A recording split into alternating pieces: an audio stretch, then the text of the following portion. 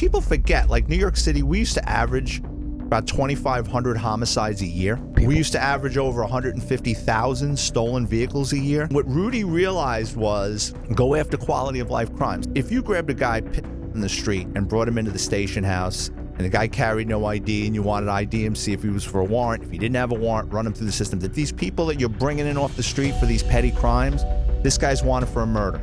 This guy's wanted for... This guy's not going to do it again because it's not worth his time. So it kind of cleaned the playing field. Sometimes it's just interviewing someone and just the way they're looking at you, and you're like, I see it. They're just looking right through me like if it's me or them, it's going to be you. Welcome to Bubba One-on-One. I saw this guy. Guess where I saw him? Matt Cox. It's where we get most of our good people. And I've always been a huge fan of police work. You know, we have Tom Simon, of course, a 26-year veteran of the FBI. I'm an honorary police officer in several different counties because of my foundation. But police work has always fascinated me.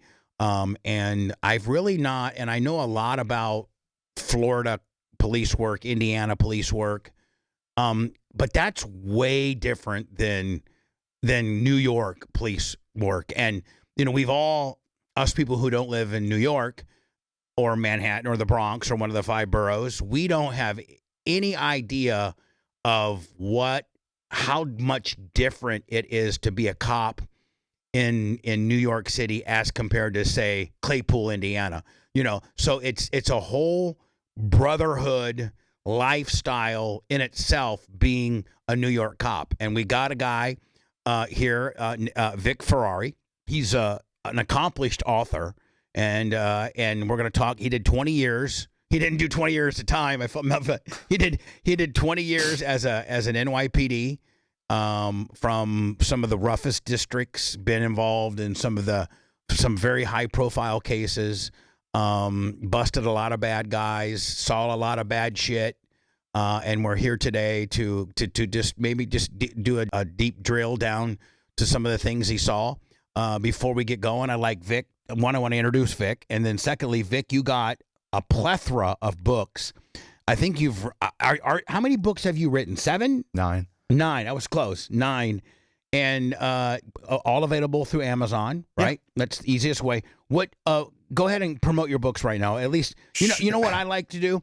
I'd like, of the ones that are laying there, which one's your favorite? Probably right now, NYPD Behind the Blue Wall of Silence, because there's a lot of funny stories in there. My books aren't novels.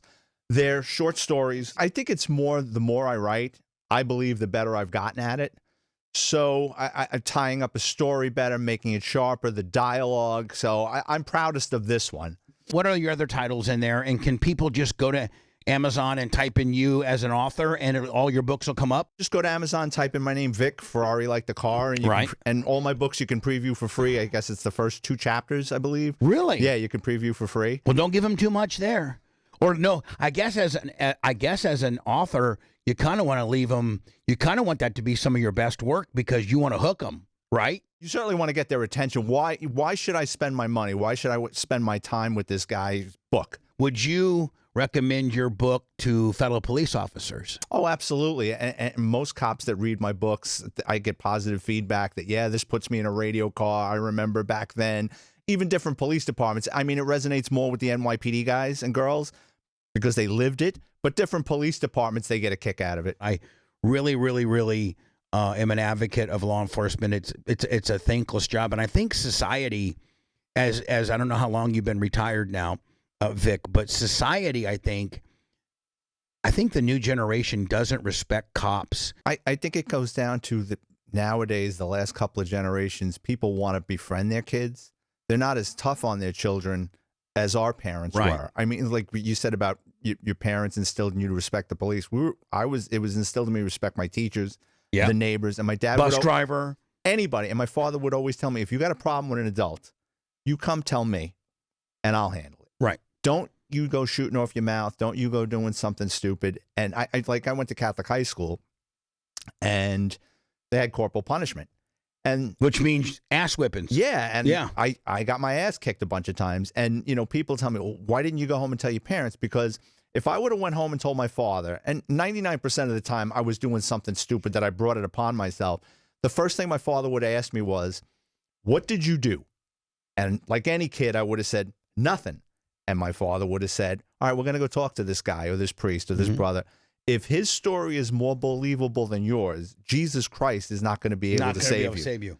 So to me, it wasn't worth my time. I had already got my ass kicked once. I don't want to double down and catch another ass whooping. So I think it's more about parenting. That was our mindset. And the fact that, like, we rolled around knowing, okay, we can push, we did some fuckery and some tomfoolery shit when we were growing up. I mean, I can remember having a 21-year-old that would go out and buy us a case of beer and we'd be, sneaking beer. We weren't angels, but we were respectful to the police because we always had dad that was ready to whip our ass. And getting to your upbringing, your father was a butcher.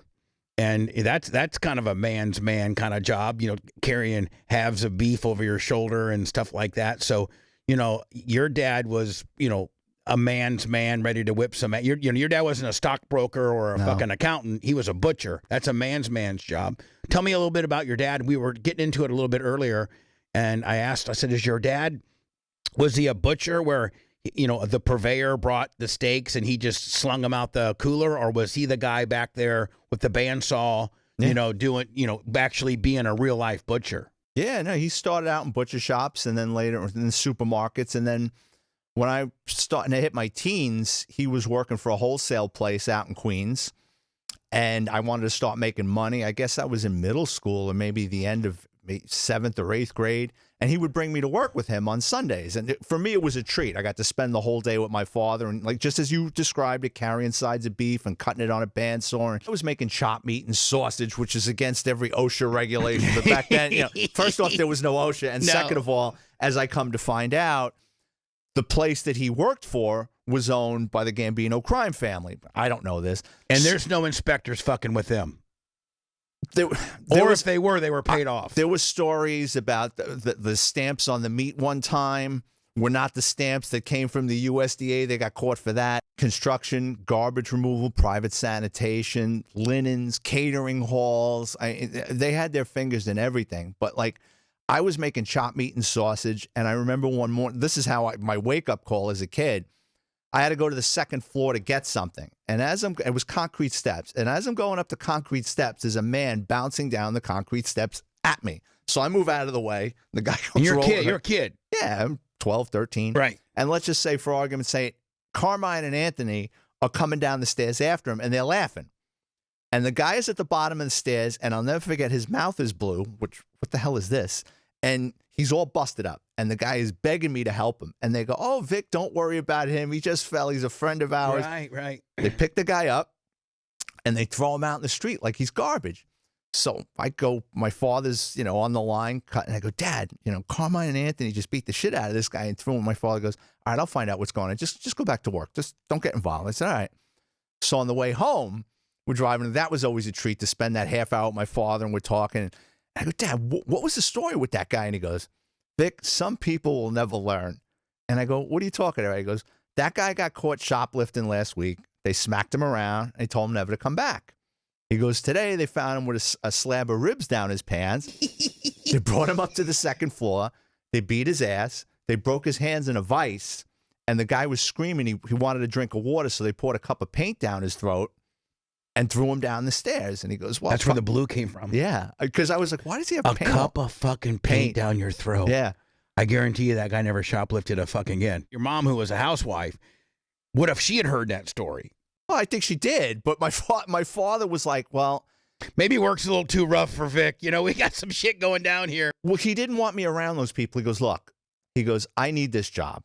You don't. I don't want you around this. I don't want you around these people. He said, so, and that was it. I went from that to not going again. To working at McDonald's with a paper hat for $3.35 an hour, right. Which I was making more money with my father. And having more fun.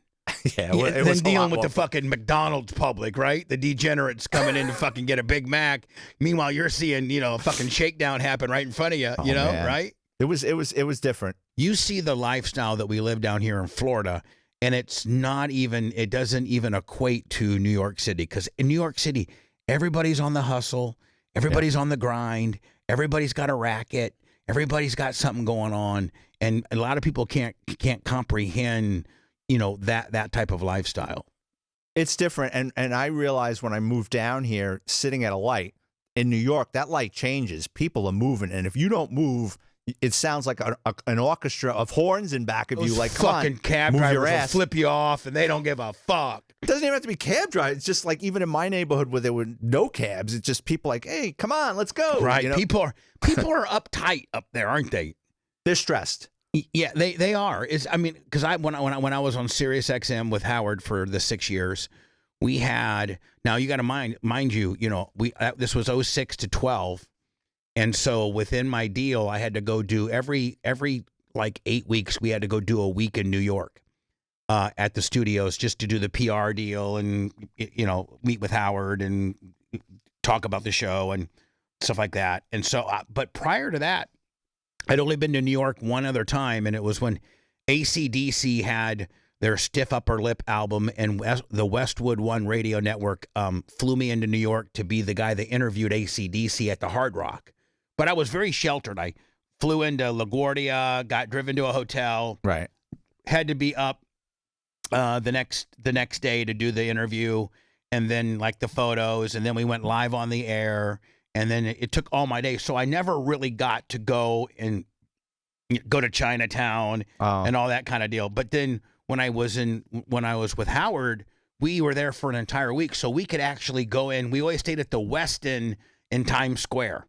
So literally I'd look out my window and there would be the big Jumbotron and the M&M's building and all that kind of stuff. And this was such a culture shock because when you live in Florida, I can go right out in that parking lot. I can get in my car, and I can go drive anywhere I want, and I can do anything I want.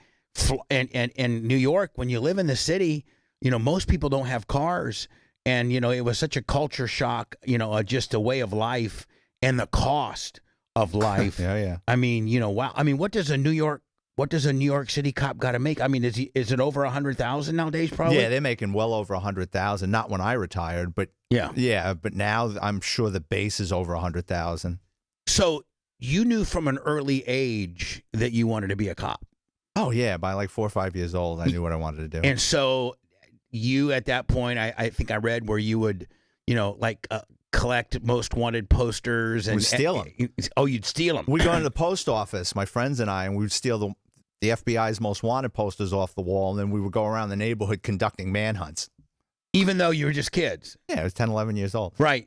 But conducting manhunts. Did you ever get, did you ever have any intel at all? No, we almost got killed a couple of times because we're walking into a deli and like, this could be this guy.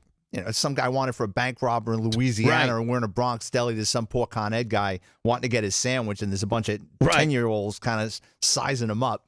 So you graduate high school, and then at that point, go to the academy? Oh, my parents wanted to kill me because I got out of high school at 18. I had to start the process to become a cop, you had to be 20. So there was that 2.5 year where it was catch me if you can. My father was like, you got to have a job. So I worked at McDonald's. I cleaned airplanes. I would leave the house with one job and come back with another. I unloaded trucks for UPS. I lied on an application and got a job as an exterminator. I was exterminating for like a month. The guy loved me, and then he realized I didn't know what I was doing. Then he called up my reference who didn't know who I was.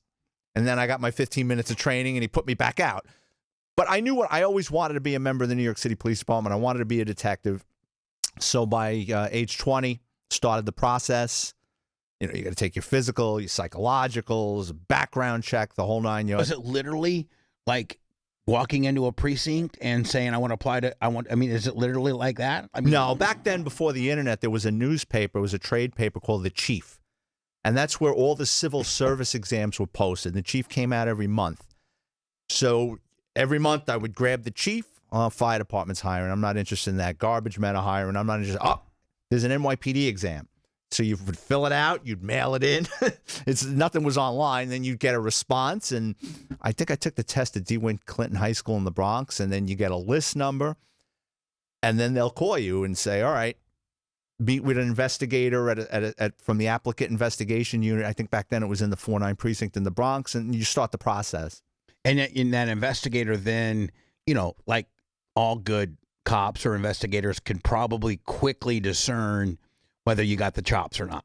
No. I mean, no, they couldn't. No. I mean, but you could tell, like an investigator would tell whether he's got a fucking weirdo or something. I mean, like, what or no? Yeah, yes. First off, the people that were, and I hate to disparage my own, but the NYPD with 45 at my time, 45,000 members. You've got so many different units, and 45,000 at one time there were. I don't know what it is now. So people, the members of the applicant investigation, they weren't solving homicides.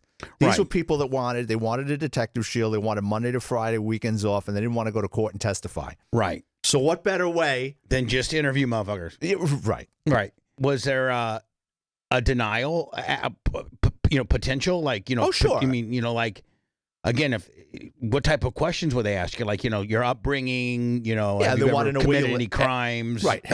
Do you have a criminal record? I got fingerprinted. They ran a social security check to see all the places I worked. Then they sent out letters and then sometimes interviewed these people. So if they went to McDonald's and found out that I got fired for stealing, right, I was off the list. So it was things like that. I mean, it was before the internet. So it was more they had to, go on. They really had to do their work. Yeah, they came. And the they guy talked had to my call neighbors. McDonald's and say, hey, can I talk to the manager? And I need to talk about Vic Ferrari. And, is he a piece of shit or is he cool? Did he show up to work? Did he get along with people? You probably passed with flying colors. I mean, the first process. She hated me because I had all these jobs. So I made more work for her because she had to go to like 15 different places and talk to all these people. Did you think you might have been a bounce around her? Like, yeah, like absolutely. like a grifter? Yeah. Like, oh, yeah. Can't keep a fucking job? That's exactly what she said to me. And she says, how do I know you're going to take this serious? I says, I want this job. I said, those jobs were just to keep me in my house. So my parents didn't throw me out of the house. So I think she got it after like the second or third time I met with her.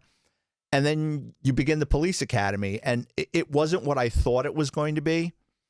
The physical training in the police academy, I was in good shape. I was stocking shelves at I wasn't in Navy SEAL shape, but I mean, you're in good shape now.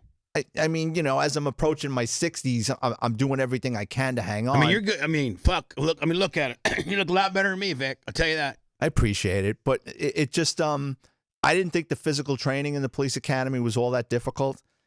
And I hated school. I got out of Catholic high school by the skin of my teeth. The physical fitness portion of going to the academy, was the academy what, 4 months, 3 months? It was 6 months. What I didn't like was I quickly figured out that the instructors had like less than 5 years on, and they were no balls of fire. It wasn't like hardened homicide detectives or guys that were out in the South Bronx answering 40, 50 radio calls.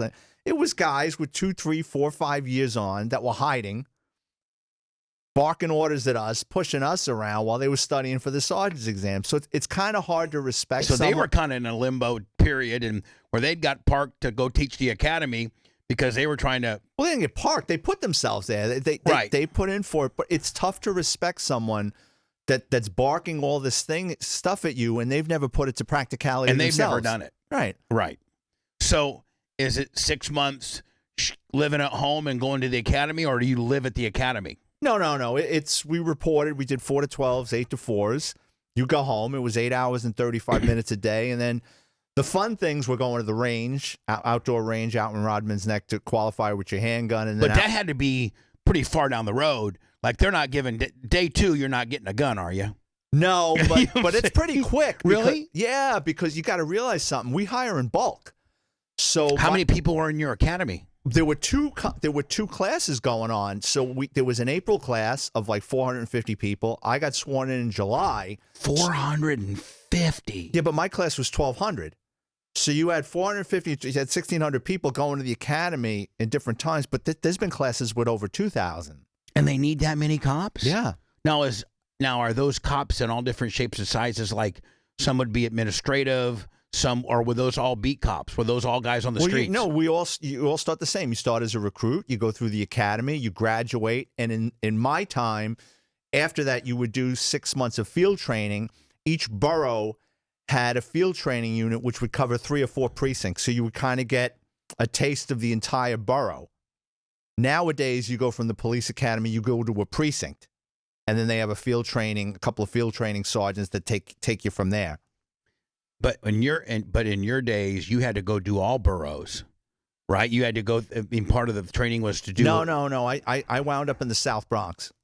What's the worst borough? Working in the South Bronx my whole career as a cop and then a detective. And then as a detective working in Harlem, I always thought we had seen it all. And then they start flying you out to Brooklyn on details. And Brooklyn North, my hat's off to those guys because, and cops can kind of tell. Your metal rack kind of tells your story. Now, you got to write these things up. And so you're talking about that on New York, they always got that rack full of shit. And it means something, right? Well, each medal means something. Right. And you can tell the guys. You're kind of, when you see a dude, you kind of probably size up his shit, right? A little bit. Right. But guys write things up, right? So you got to write a medal up and submit it. That's a whole other story. But there are two medals, the Medal of Valor and the Combat Cross. And those are given 99% of the time for being in a gun battle. And the other guy didn't walk out. Right. Right. So when you see those guys, it's kind of like they walk through a crowd. It's like parting of the Red Sea. It's like kids. It's like it'd be like you seeing Howard. Right. It's like holy shit, you know. Right. And then you see guys with like 2 and 3 of them. Like Jesus Christ, like how many guys? How many fucking shootouts did you get into, bud? And that's when I realized going out to Brooklyn North. So like, would you go and see a guy from Brooklyn North that might have like 3 or 4 shootouts on him? Yeah, or combat crosses. So when we would go out there for the West Indian Day parade and stuff, we quickly realized that Brooklyn North was far worse than the Bronx and Harlem. Now, did you, like, I have a friend and he is with just retired, had 30 years on, retired from an agency. I'm not going to mention where, but he never wanted to be a sergeant. He never wanted to be a lieutenant. He loved being on the streets. He ended up working in the drug interdiction unit and did that.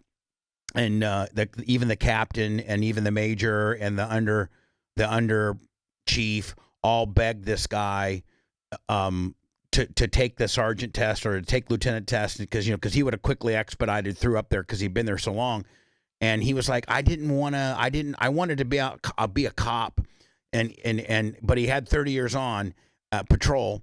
And he said it was funny though, because cops he a lot of times would be on a scene, and this would be like year 27, and there would be a much high ranking guy, like maybe a lieutenant or a captain, but he had the most seniority, the most experience, and they would all come to him at the end of the day. Sometimes even the really high up guys, just because he had seen and done it all and had so much time on. So he's like, a lot of times in cop work, you don't even need to promote. You just need the time and the respect, because when you go, the boys will figure out who the senior statesman is, and that pulls a lot of weight. I never wanted to be a supervisor. Yeah, he never wanted. He's like, I don't want any of that shit. I don't want to manage people. I can barely manage myself. With the person that you can't please. I used to watch what our supervisors would go through. It's like trying to plan a party with 5 friends, and you'll say, "Let's go here." And you sound like an absolute broken record for what he used to take. He's like, I don't want to be in charge. He goes, I want to fucking be a cop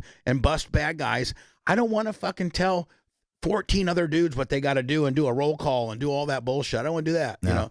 But so was it the same for you that you'd roll up after you'd been there for 18 or so years and you didn't have necessarily the captain rank or the major rank or whatever rank you could have put if you really would have been aggressive, and they're like, oh, that's fucking Ferrari. He's an old timer. He knows what he's talking about. Well, there were guys, it's like anything else. There were guys there that got 18, 19 years and never did anything. Right. And people are like, okay, and they'll just blow past them. But if you know what you're doing and you're respectful of rank, and they'll come to you sometimes. Now within the NYPD, you would get, because I've seen so many documentaries and so many movies that might be fiction or nonfiction, but you'd get that dirty cop, that was a dirty cop, and did you ever have that scenario where you knew a guy was dirty or he had a reputation of being dirty, and when you guys would be on a call or on a scene and you had that guy there and you're like, oh fuck, I gotta watch my shit because I got this guy around? Not like that, but early on, before I became a cop, I was an exterminator, and I used to go to this, among other things, this mob bar which doubled as a gambling hall, and they wanted me in and out of there 6 o'clock in the morning, roach spray, and get the hell out. So one day I'm behind the bar, and I hear the bartender talking to somebody, and it was usually empty. It was just the bartender that let me in. And I pick up my head, and there's this bald-headed cop standing at the front door, and he's handing him a brown paper bag. And the cop looks at me and starts barking at me. And the bartender basically told the cop, he's a kid, he's the exterminator, don't worry about it. And the guy just kept looking at me. And, then he left. Old timer? Yep. And the bartender said, don't worry about him. He's a friend of mine. Now, there could have been lunch in that bag. There could have been $5,400 of cash in that bag. Right. So I just went about my business. Well, guess what? Guess what happens 2-3 years later? I'm doing my field training in that precinct, and guess whose locker is right around from mine? That dude. That tall, bald-headed, bushy mustache. And did he remember you? He looked at me, never said a word, and every now and then in the locker room, I would hear him growl, all I got to do is 6 months before I can retire. Just 6 months. And it was like something out of a prison movie, because anytime I went down there to the locker room to get changed, I always made sure I went with someone else. So he didn't fucking billy club you over the fucking head. I just didn't want to get confronted with this guy. And then so later on, I would see him driving around the precinct picking up like the local prostitutes after he retired. So years after that, I'm in the narcotics division, and I'm working with a guy that came from that precinct.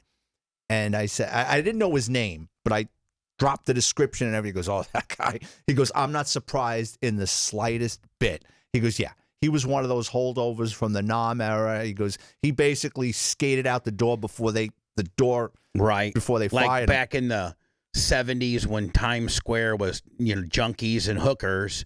It's bad. I never saw that Times Square. Well, we used to go down there trying to get fake IDs as kids. So we would get off the train, and if there was only like a couple. And this is like circa 70s, wasn't it? Yeah. Late 70s, early 80s. And isn't Giuliani the one that cleaned it up? Yeah. Hands down. And that was part of your era. Yep. Well, yeah, I got hired under Koch, where Koch loved cops, but he was soft on crime. Then we had the late, great David Dinkins, who just ignored crime. And then, New York votes Democratic, but desperate times back then call for desperate measures. They brought in Giuliani. Brought in Rudy, and Rudy being former U.S. attorney for the Southern District. Who supposedly took down John Gotti. Amongst others, the Pizza Connection case, the commission case. So he knew what to do. He put the right people in place and basically said, get him. He took the restraints off the cops. And he said, basically, didn't he say, stop and frisk? I mean, that was that was like the battle cry that we all as Americans were always told, that Rudy Giuliani, although it's illegal, he would just go and send his cops down to Times Square and just fucking start shaking people down. Like, stop and frisk. Well, what they did, how they calmed down Times Square was there's so much drugs down there. So what they would do is. It was all peep shows and sex, like it was not, now it's corporate America. But that was owned by the mob. A lot of those places,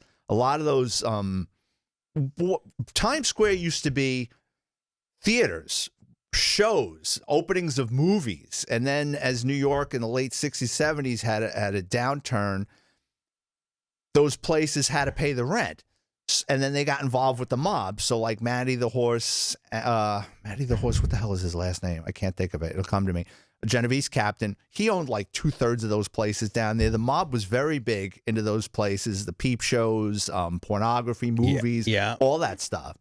But that's what, at Times Square at its worst, probably mid 70s. Oh yeah. During the Son of Sam. Yeah. During all of that, that's what it was. It was just debauchery, wasn't it? Drugs and hookers. Well, it brings that element. It brings that element. It brings the girls. Like you couldn't walk your kid. Like today, Times Square is corporate America. You could feel very safe on walking. Like when we would walk from the Westin to the Avenue of Americas, where Sirius is, it was about 2.5 block walk. Never did I feel, and this is like circa 2006 through 2012. Never. It was so cleaned up and so corporate, and like I never felt ever, you'd see a bum on the street maybe, but you wouldn't see him there the second day. They'd have him by the second day, he'd be gone. Well, but that changed. But like when I was a kid, we would go down there to get fake IDs and stuff to buy beer. And if we only went with like 2 or 3 of us, there was that good possibility we could get robbed. And then we would you could literally go down there and if you were in small numbers, get robbed. Have a gunpoint. No, but strong arm. You got teenagers tougher and bigger and more of them from Harlem and Brooklyn. It was everybody down there. Fuck motherfucker, give me your money, right? Yeah. And then if we went down there with too many of us, the cops would see 10 white got a target on your back. It happened to us twice. There were like 10 of us. Where you guys from? The Bronx. Get back on that train and go back up to the Bronx. And that, so we learned quickly to stay the hell out of that. So Giuliani was the guy that pretty much made Times Square. I don't know does he get the credit for that? I mean, I've always known it to be that way, that Giuliani got the credit for cleaning up Times Square. He did at the time, but I think that's kind of been glossed over. Yeah.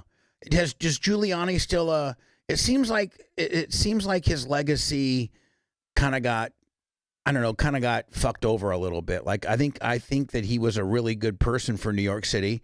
Like you said, desperate times equal desperate measures, and they typically always went Democrat, and then it was so bad at the time that Giuliani got in as a Republican. But was he ever given the credit due, or did he really make a difference? I always heard he did. Yeah, absolutely. He was a two-termer, wasn't he? Yep, and absolutely. And the press hated him. From the time he got sworn in, they were on him about his divorce. They were on him about his kids. They were constantly, the same thing they do to Trump, just backbiting. Then 9/11 happened. Right. And then Rudy's a lot like Trump. He's not afraid of too many things. And Rudy got up in front, and we're gonna get these guys, and we're gonna clean up New York, and blah blah blah. And then the press loved him because they were scared. Right. And they looked at him like, oh, okay, maybe he isn't all that bad.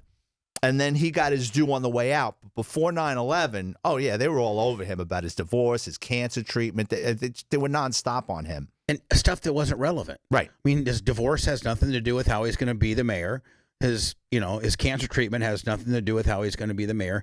They should look at his body of work. I mean, what was Times Square and New York City like prior to Rudy, and what was it like? What were you a cop during Rudy? Oh yeah, before and after. And people forget, like New York City, we used to average about 2,500 homicides a year. It's a lot of dead people. That's a lot of dead people. We used to average over 150,000 stolen vehicles a year. It's a lot of stolen cars. Yeah.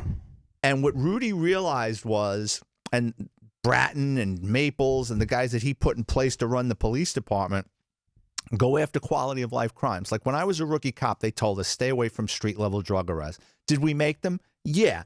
But you're going to get corruption. You're going to get allegations. Leave them alone. Let narcotics handle narcotics. Let Vice handle the betting parlors. When Giuliani came in, he's like, they're committing a crime. Put handcuffs. And, in the old days, when I first got hired, if you grabbed a guy pissing in the street and brought him into the station house, and the guy carried no ID, and you wanted ID him, see if he was for a warrant. If he didn't have a warrant, run him through the system. The desk officer's like, what are you doing? You're taking a car off the street. You're taking a foot post off the street.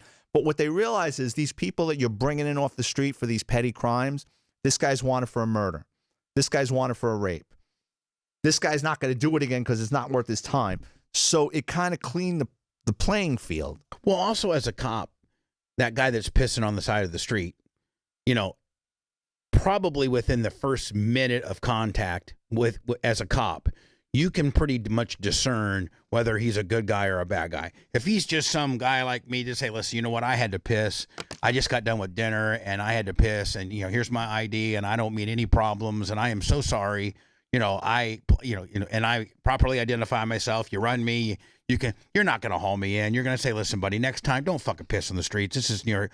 But the bum who doesn't have an ID, who, that's the guy that might be wanted in New Jersey for a homicide. So, I mean, what people don't realize in all the police officers that I've ever talked to, the one common thread or the one common denominator that all cops, whether it's, and you can agree or disagree with this, and if you agree, then I'll be able to say from California cops to New York cops, because I'm now talking to a New York cop.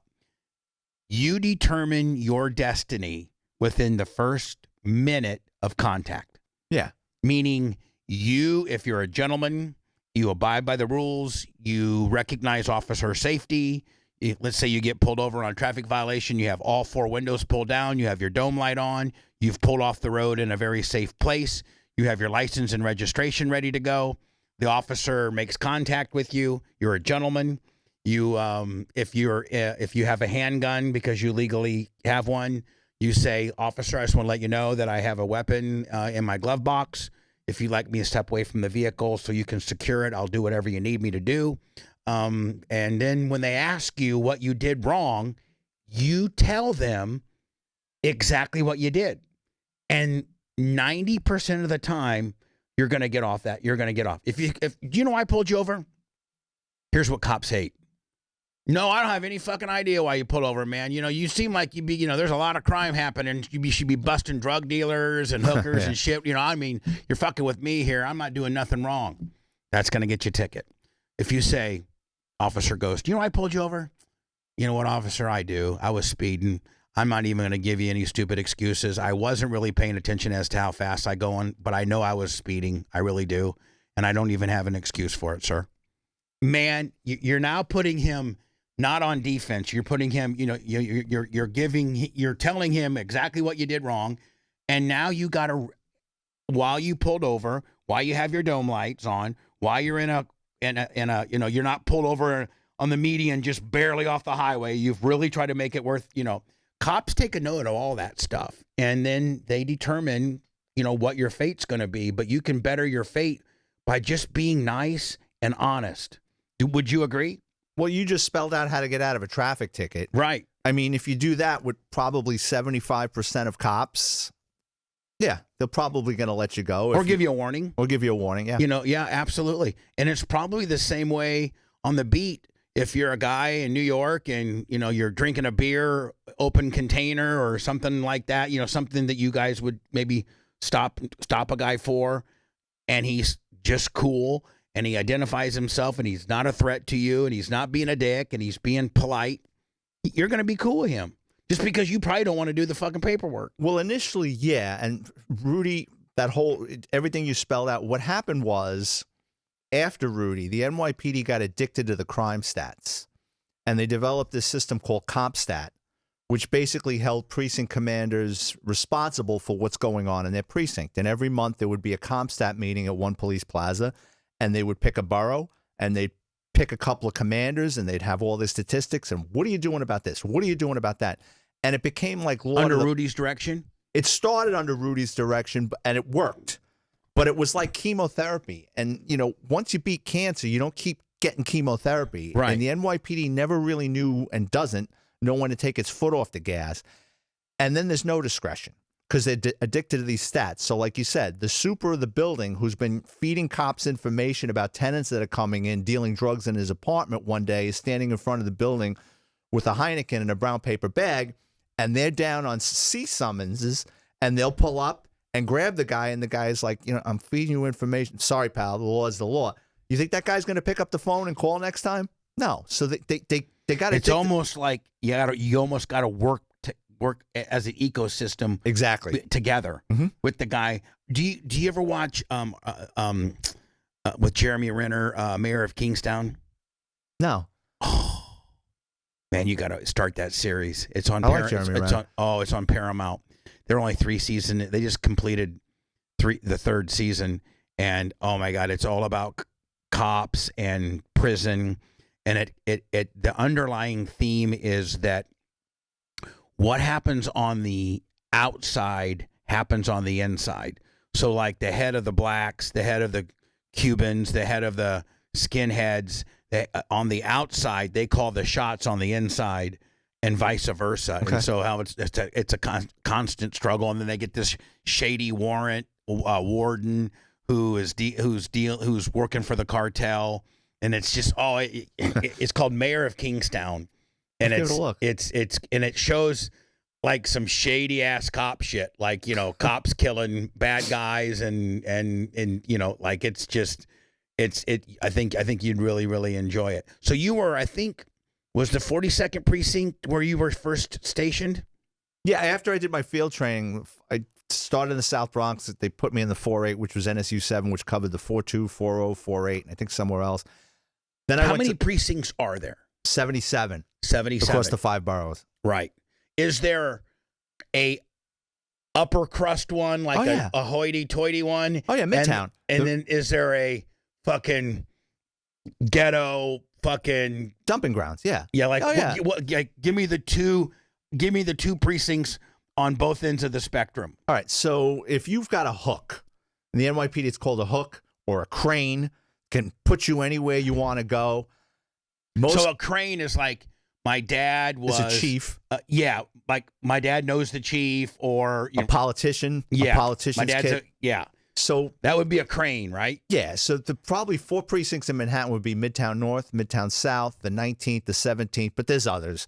And those guys, they go in there, and those are the guys from the second they get there, they're working on their second career because they're rubbing elbows with TV producers. They're rubbing elbows. They're the ones that can get you tickets to Letterman, Saturday Night Live. They're working security details off duty, and they build these relationships, and then they're director of security. Because they're right in the middle of where all the entertainment's happening. So they're rubbing elbows with, like you said. And that's not lost on the residents. Right. Because they're procuring the relationships. And then you got, now, on the bottom end of that, where's that? Well, in the Bronx, it was the 4-2 where I wound up. And places. So the 4-2's fucking bad. Well, if you ever saw the movie with Paul Newman, Fort Apache, the Bronx.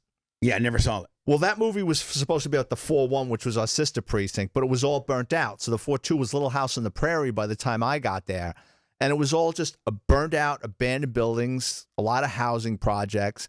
And if you didn't know anybody, so that they put new people out of the academy that didn't have a hook or a crane, or guys that screwed up somewhere else. In the 4-2. You got dumped in the 4-2, right? Places like the 4-2, the 4-0 in Brooklyn. I'm sure the 7-7, 7-5. Queens probably the 103. But now, did on your metal rack, did it have what precinct you were from? Calabrese. So like up here in your Calabrese, you'd have 2 numbers or 3 numbers depending on which precinct you worked in. So you could quickly identify where your fellow guy was from, and he'd see 4-2 and he'd be like, "Oh fuck, this poor guy." Well, that goes with the Bronx. So when we call them details. So like Times Square on New Year's Eve, there's a parade, a Yankee game, playoff game, Mets, anything. So they'll fly 2,000, 1,500, 5,000 cops to one place, and they would always put the Bronx. They would see the Calabrese. They would always put the Bronx and Brooklyn North in the back because they knew they didn't care. You know what I mean? So they would tell people, "Kiss my ass." Right. So now, were those good detail? Like a Yankees off? Was that a good detail to get? Wasn't off duty. It was on duty. Yeah, sometimes it depends, but sometimes, listen, I found myself working Yankee playoff games guarding a parking lot. That had to be fucking boring as shit. Yeah, but it's like part a player's of the job. lot or something like that. Times Square on New Year's Eve absolutely sucks for an NYPD cop because you're getting there at 3, 4 o'clock in the afternoon. You're not getting dismissed till probably 2, 3 o'clock in the morning. So you're doing 12 hours at least on your fucking feet. It's cold, and you're dealing with absolute drunken fucks. Yeah, for the most part. And when you do New Year's Eve, are you in the mindset of, let me just make sure motherfuckers aren't killing each other? Other than that, I'm going to just lay low. As you're trying to keep order on New Year's Eve, what's your 2 schools of thought? Well, first off, the people are penned in like cattle. So when you're watching from TV and from above screen, they're all like, it looks fine. But the reality is inside, they're penned in like cattle.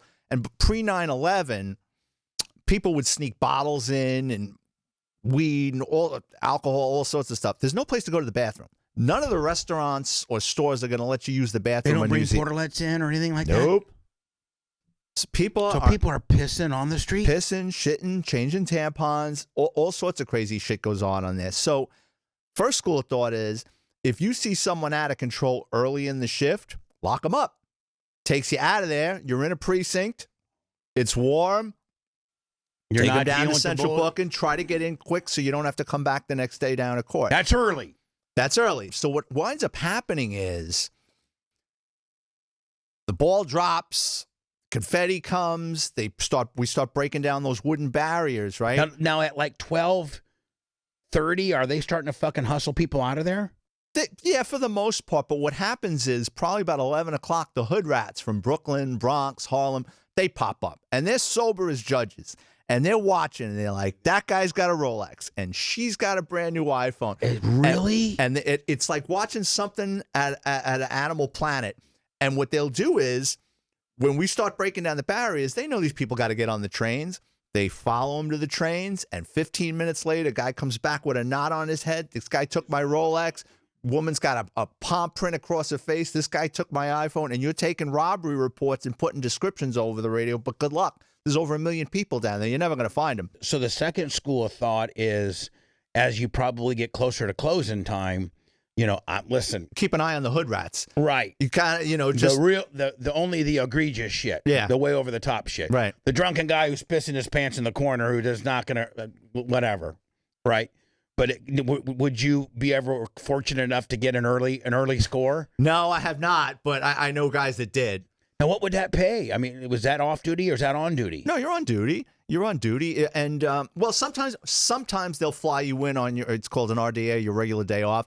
I've had that happen, but for the most part, if it falls Monday to Friday, like I work Monday to Friday as a detective in auto crime, so I was there on my own time, but you would get overtime either up front or on the back end. But if you made an arrest and it went past your tour, yeah, you're on overtime. Now, does each precinct have a chief, or does each precinct have, like, it has to have a commander? Well, with us, it's cop, sergeant, lieutenant, captain. And those ranks are all civil service. You got to take a test, okay? So captain's pretty fucking high up. It's about because you don't have a lieutenant. Yeah, you do. Oh, you do. So you got cop, sergeant, lieutenant, captain. Okay, you don't have a corporal. No corporals. So above a captain's a deputy inspector. Right, but that's not a civil service exam. That's if the powers that be at one police plaza. Down here they call it serving at the pleasure of the sheriff. Exactly. So now you're management, and you're no longer protected by the union. You can be offed. You know what? Do they have a union? That's because down here. That's a good question. As soon as you get to a certain rank here, and I think it might be major. After captain comes major. And then at that point, you're no longer a civil servant. You're upper management, and you serve at the pleasure of the chief. And you can be off, with administration change or anything like that. You can. Well, they can demote you. Yeah. They can certainly demote you. The NYPD works like a McDonald's franchise, just to break it down for you. So I love the analogy. One police plaza, the Puzzle Palace downtown that you see on TV, that huge 17-story brick building. Police commissioner's there, and all his minions. Did you ever have any interactions with the commissioner? I shook William Safer's hand when I got promoted to detective on a stage with everybody else. Sure. No, I wasn't in the know. But so 1PP is corporate headquarters, right? Each borough has precincts. So the Bronx had 12 precincts. Each precinct has a commanding officer, which, like I said, is a deputy inspector. In charge of a precinct. Right. Each borough, one of those precincts in the borough is called the borough. That has a chief. So the Bronx had chief of the Bronx. So that's pretty high up. To be a borough chief is pretty fucking high up. And he answers to one police plaza. So if something's going on in the Bronx, the police commissioner or a police commissioner will tell a chief in one police plaza, find out what the hell's going on in the Bronx. He'd call the 4-8 and get the chief of the Bronx on the phone and goes, what the hell is going on in the 4-2 precinct? He would either show up or call the precinct and find it. So it's run like a McDonald's. He'd call the precinct boss. Or show up. Were you ever in a roll call meeting where? Oh yeah. Or they just pop in. Yeah, it's not good. Where the precinct chief showed up. Or the chief of the borough. Or the borough. Yeah, oh yeah. And would cops be like, oh fuck, the borough. There's a vibe. So he would usually show up in an unmarked car, so you wouldn't know whose car it is. It's really like watching something like on the plains of the Serengeti. You'll walk into I could do it. You walk into a precinct and you just know something's wrong. The way the desk officer looks at you, the guy answering the phones looks at you, and it's like, let's get the hell out of here. Someone's either here or something's going on in here. But was there ever a point where you had a mandatory meeting and the borough chief was there and you had to be there for that meeting? Maybe during roll call or something like that? Oh, yeah. They'd address the troops sometimes every now. It wasn't often, but sometimes they would come in and address the troops. It was usually to complain.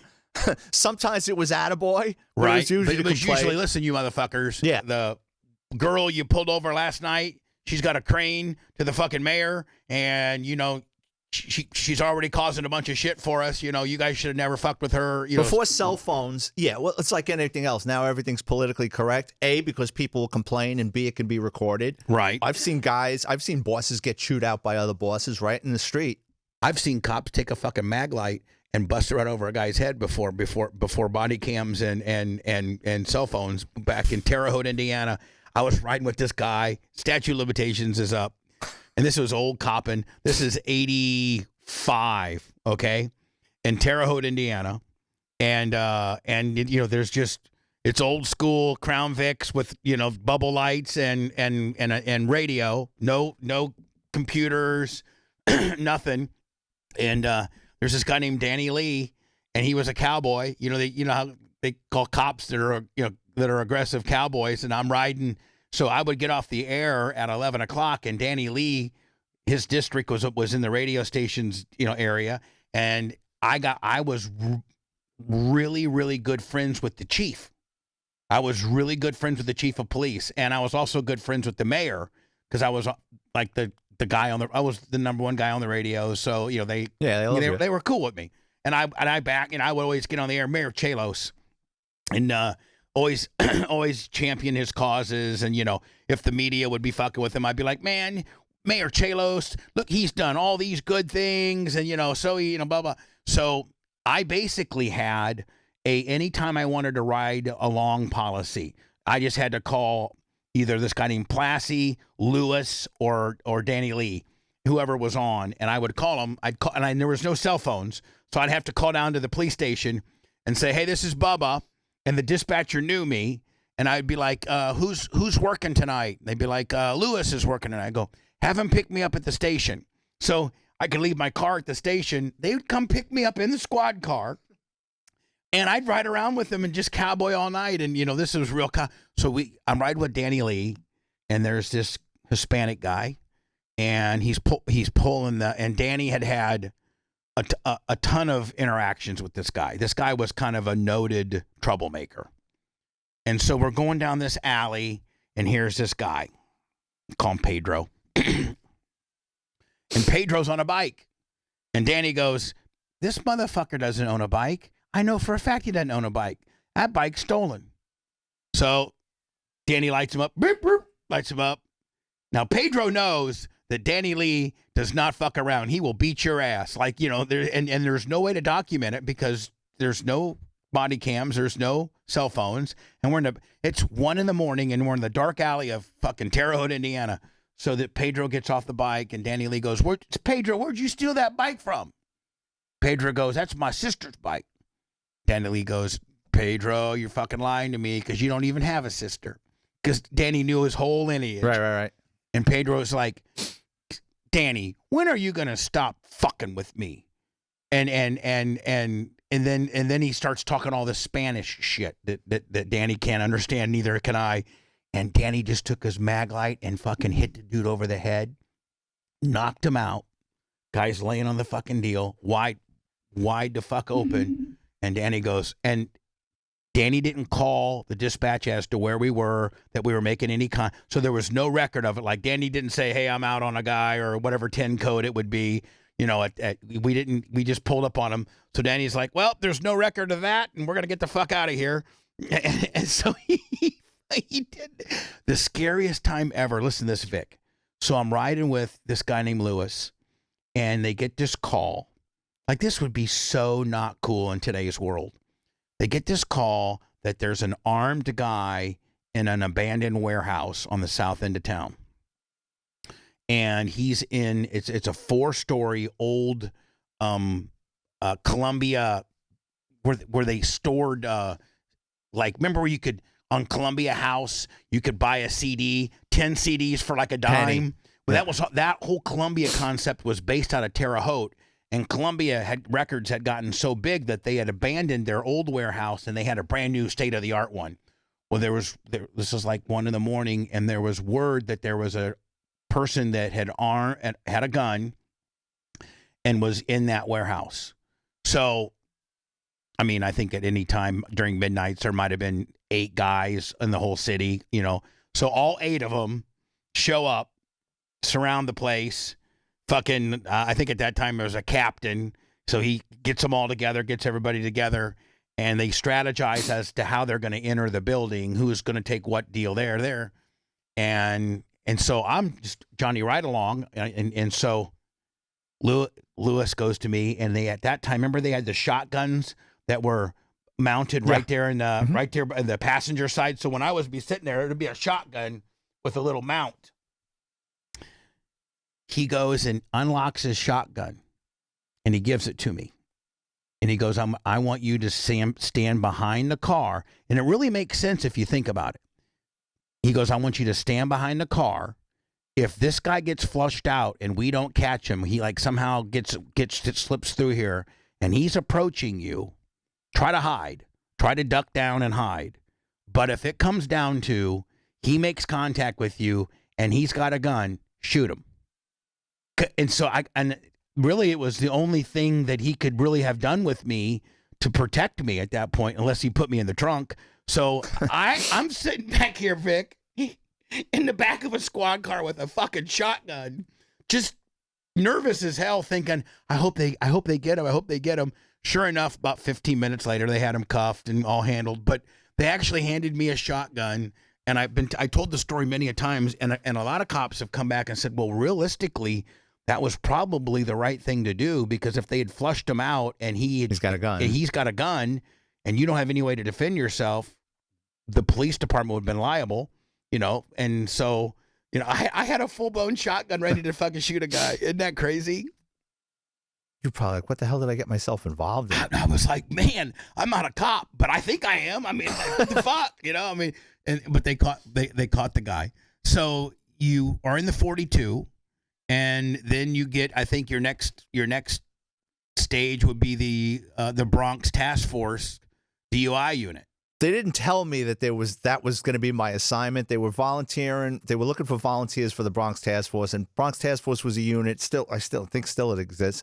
They use for crowd control and demonstrations. You go out and do enforcement work, you'll get assigned to a precinct. But like when there's a parade or a demonstration, they'll mobilize and go to that. But in the meantime, you're out just doing police work. So I said, "Oh, that sounds fun." Driving a squad car? Yeah. And I says, black and white? Yeah, get me out of the 4-2, which was just a depressing place to work. Is that where you start getting into potential corruption and shit like that? Because you figure, I'm miserable. I might as well cut my own deal. I might as well shake down this guy. I saw it firsthand. Like, so I think it was in 1988, the city worked with the union, I guess, for contract negotiations. And what they did was they were able to come up with, they could test you for random drug tests, which originally they could only test you for cause or when you're getting hired.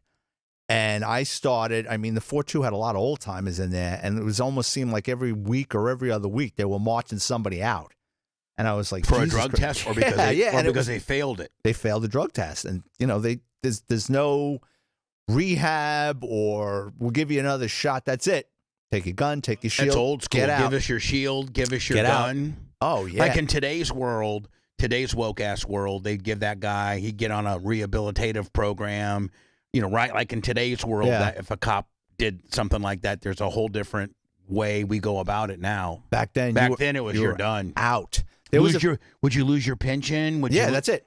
That's it. Well, whatever you put in it, you get to keep. But you know that no matching, no nothing. No health benefit. There was a female cop that worked there, and I remember one time I was a rookie. So as a rookie, you get all the shitty assignments. There was a guy I was guarding at the hospital. There was something wrong with him that he couldn't go down to court. So I had him cuffed to the bed, and she showed up, and she always wore long sleeve shirts. Always, summer, winter, always wore long shirts. And nasty woman. She was relieving me so I could get something to eat. She's like, be back in an hour. I don't want to be sitting here all day with this guy. I said, all right. So I went to the precinct. I had a sandwich. I made sure I got right back. I come back to the room.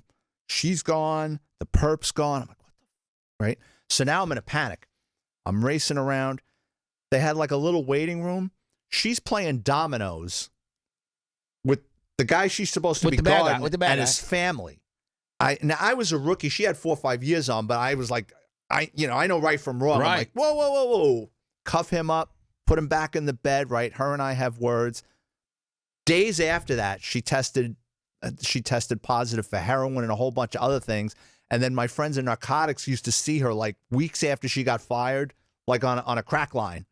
You know That's what I mean? why she wore long sleeves. Yeah, so she could was get an shooting up. injection deal. Yeah, she was shooting up. Now, at that point, how did they they did because there was no, like you said, there was no random. So she No, it must was have got, random. It was random. So they could. I thought yeah. you. No, I still, prior to that, it was yeah, just if you got prior, hemmed and up or once I got hired, like 6 months after I got hired, they started that and the random. Yeah, and the random works is supposedly it's random. I don't think it's random, but what they'll do is usually it's about 20 people a day, something like that. Each NYPD command, precinct, specialized unit had a teletype. Now it's probably an email. Back then it was a teletype. And a teletype would come up and it would say the following members must report during their tour to Left Rack Plaza, the Health Service Division out in Queens for a random dole test. So they didn't give a shit what you were doing that day. You could be at a parade. You could be an undercover doing God's work. By midnight, you had better piss in a cup or that's it. They don't want to hear it. You're fired. And that almost happened to me. I was on a wiretap we were doing a multi-agency case up in Westchester County. I was up in White Plains. And a wiretap, that's pretty important shit. I mean, so like they pulled you off a wiretap to go do a piss. Nobody told me. And I'm up in White Plains, another county, and I was signing out about 8 o'clock at night, and I called our base, and I was like, all right, I'm going into tour. And they said, did you get doled? It's called a dole test. Right. And I said, dole test? What are you talking about? He goes, I'm looking at it right here. I says, what time did the teletype come up?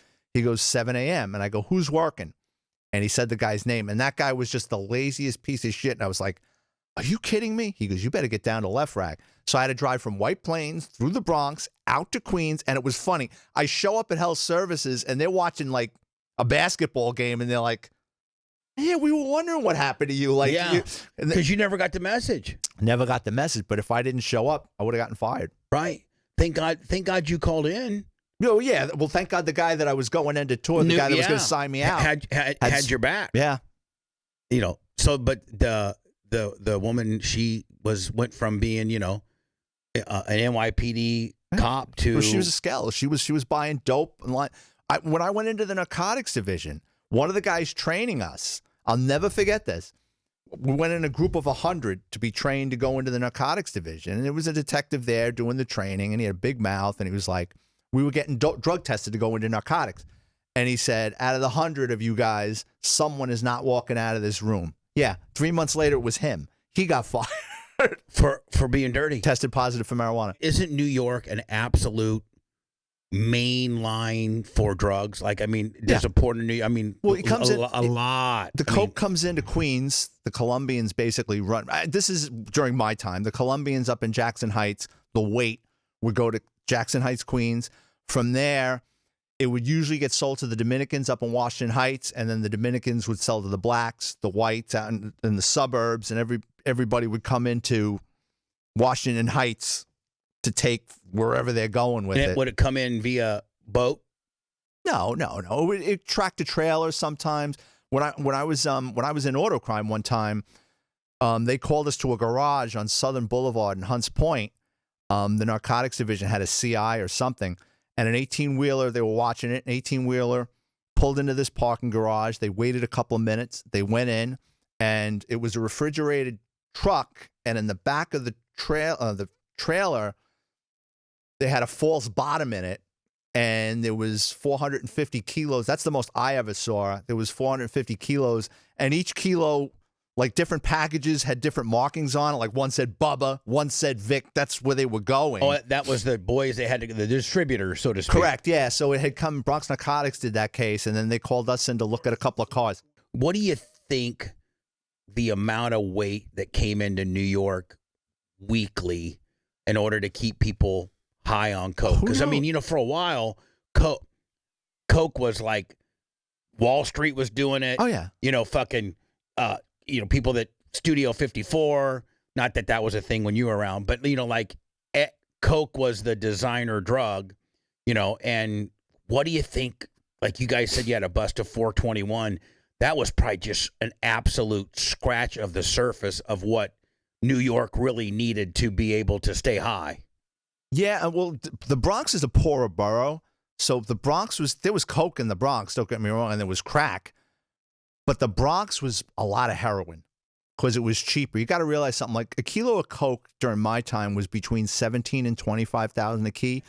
Kilo of heroin was 180,000 because you can step on it and make way more money with heroin. 180,000 for, but isn't it so hard to? I was watching this documentary.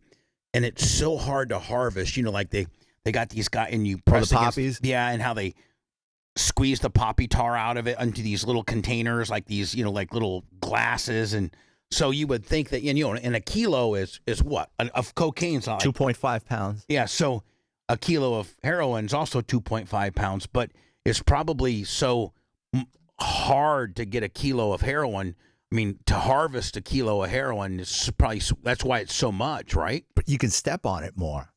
You can cut it way more times.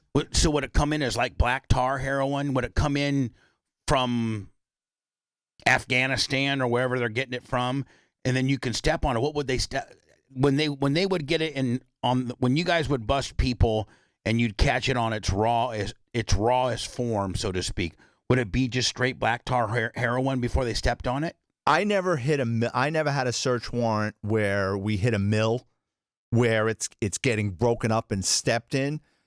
But I've had on patrol, I stopped a car with 4 kilos in it. And in auto crime, we had an informant give us a car that had a trap in it, a secret compartment with I think 5 kilos in it. So, I mean, it was out there in bulk. You just had to either be lucky or have a great informant.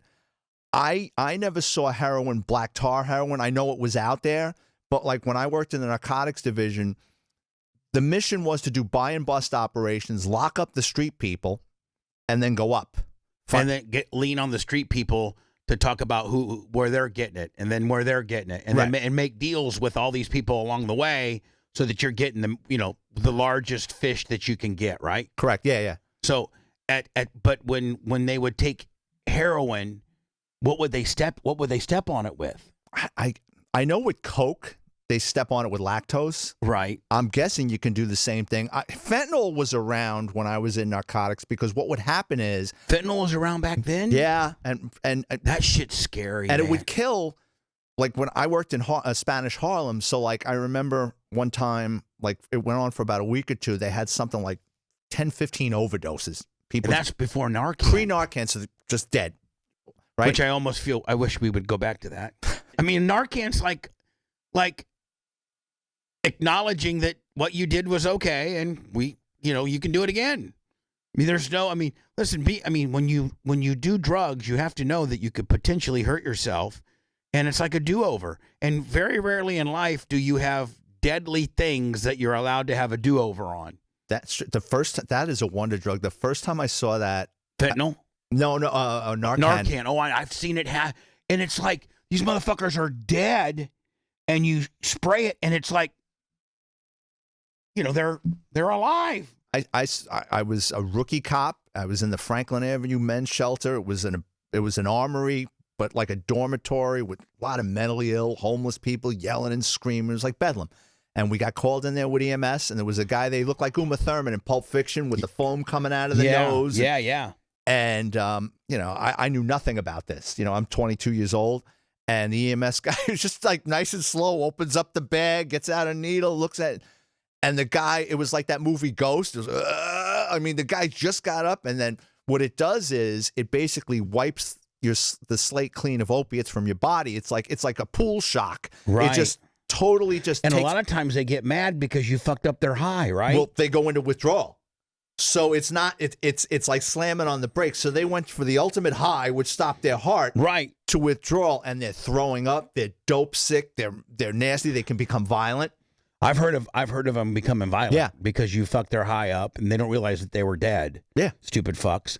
I'm saying, like, I have we actually have an AED machine and Narcan here at the studio. Just in case. just to have, not that we ever have, the need for it. But my stepfather 3 years ago died at a clubhouse, at his retirement community in a clubhouse. and an AED machine would have saved his life. He was having an AFib moment, and nobody knew CPR. And so the guys he's playing cards with, there was an AED machine at the clubhouse, but the battery was dead. And then the other AED machine they had was locked up in the club, the golf pros club, the golf pros office. And so my stepfather laid there for 22 minutes with no oxygen to his brain. Sorry to hear that. Yeah, that you're done at that point. And so I'm big on AED machines, and now I'm not big on Narcan, but I just wanted to have some to say I have some. Not that any of us are going to overdose. So the DUI task force in the Bronx. Oh, it was awful. I mean, like I talked to you about it. I can just see that you're deflated by it. It was awful. And I volunteered to go to Bronx Task Force. And when I got there, it was like, great. You're new. You're on probation. You're young and stupid. Here's another young and stupid guy. Go out there and lock up drunk drivers. So we had some training, and there's no winning with the drunk. They're either crying, they get sick, they want to fight. I worked with a guy one day. We locked up a female. It was actually not far from where I grew up. She blew, probably mid-30s. She blew a .38. And it was coming out of her pores. Like, you could smell her. Now, when you made the initial stop, was she just all over the road? I mean, or did she curb in it, or was she fairly functional? Two wheels on the sidewalk. Okay. Broad daylight. Daytime. Yeah.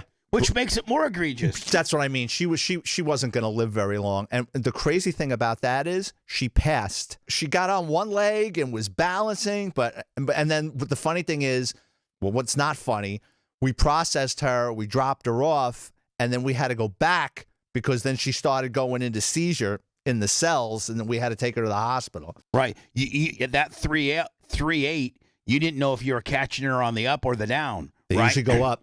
Oh, that's what I'm saying. But your body starts metabolizing and it starts going up before it goes down. Let's say that you pull me over and I'm drunk and you run me through the tests. I do pretty good, but I miss a couple of them. A lot of times you have that portable one that you Alka-Seltzer that you can do on the road. Mm-hmm.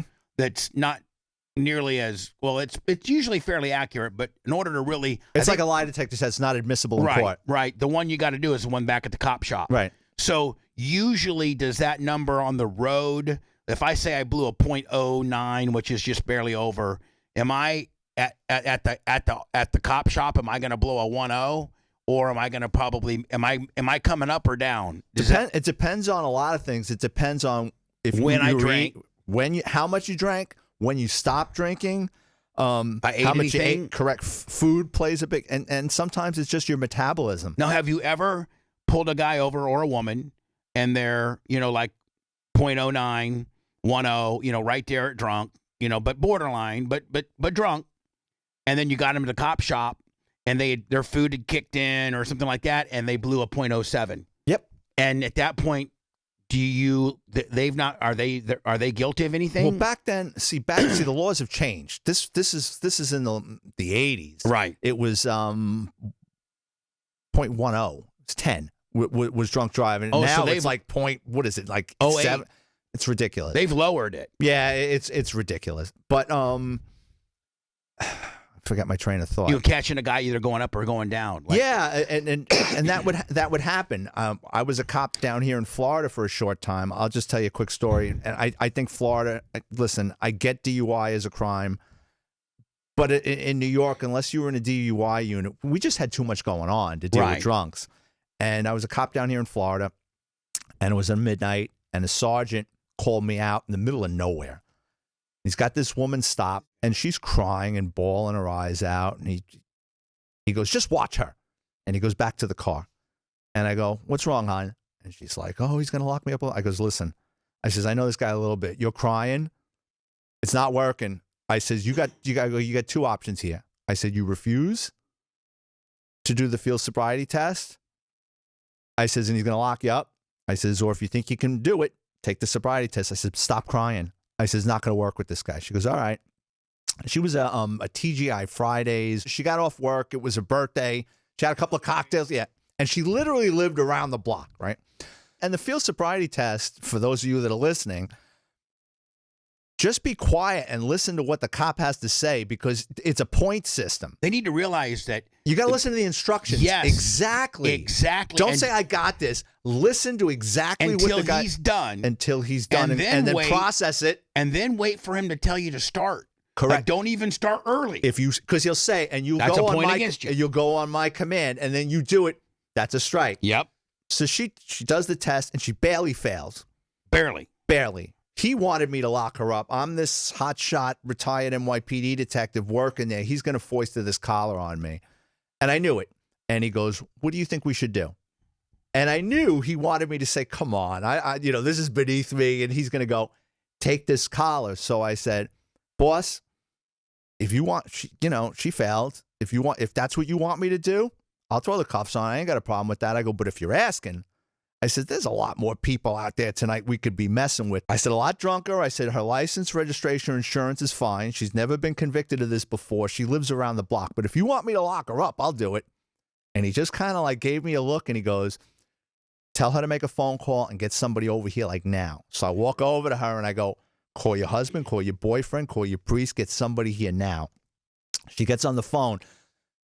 A guy came through a hedge, scared the shit out of me. It was like that movie Field of Dreams. Like the guy just kind of popped up. Yeah. Who the fuck is this guy?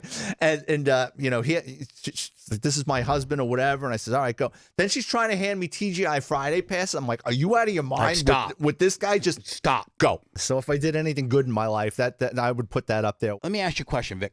Can you flunk the eye, but pass the rest and and be okay? No, I think if you flunk the eye, you're done. Yeah, but they still run you through. I mean, so if you flunk the eye, they're still going to make you do 9. Well, it's to build a stronger case. The more things they can lock you down with, the more thing they can make you take a plea or get a conviction if you're going to take a trial. If you got a big slinging dick attorney and he's like, listen, my client passed the 9-step heel to toe. That's a good point. Yeah. My client stepped the 1 foot 6 inches out, count to 1,001, 1,002. Right. My client passed, that, and realistically on the video, usually you can't really see the eyes that well, so maybe a big there's these big sling and dick DUI guys that can get you out of it on,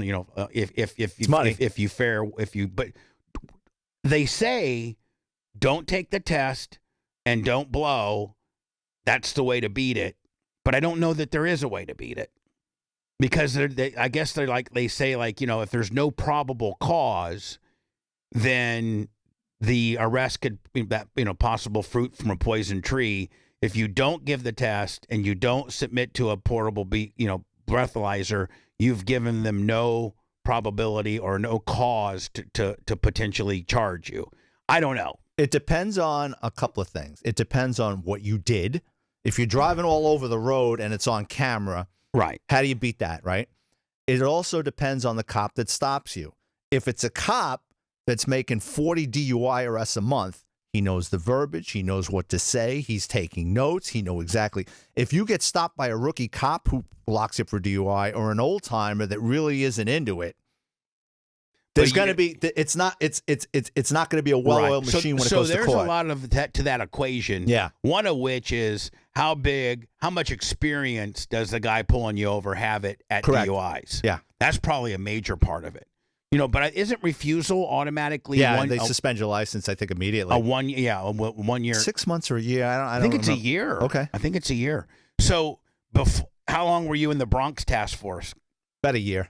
Did you say, I got to get the fuck out of here? Yeah, that was like, I'm just tired of because you're dealing with drunk people from the Bronx, right?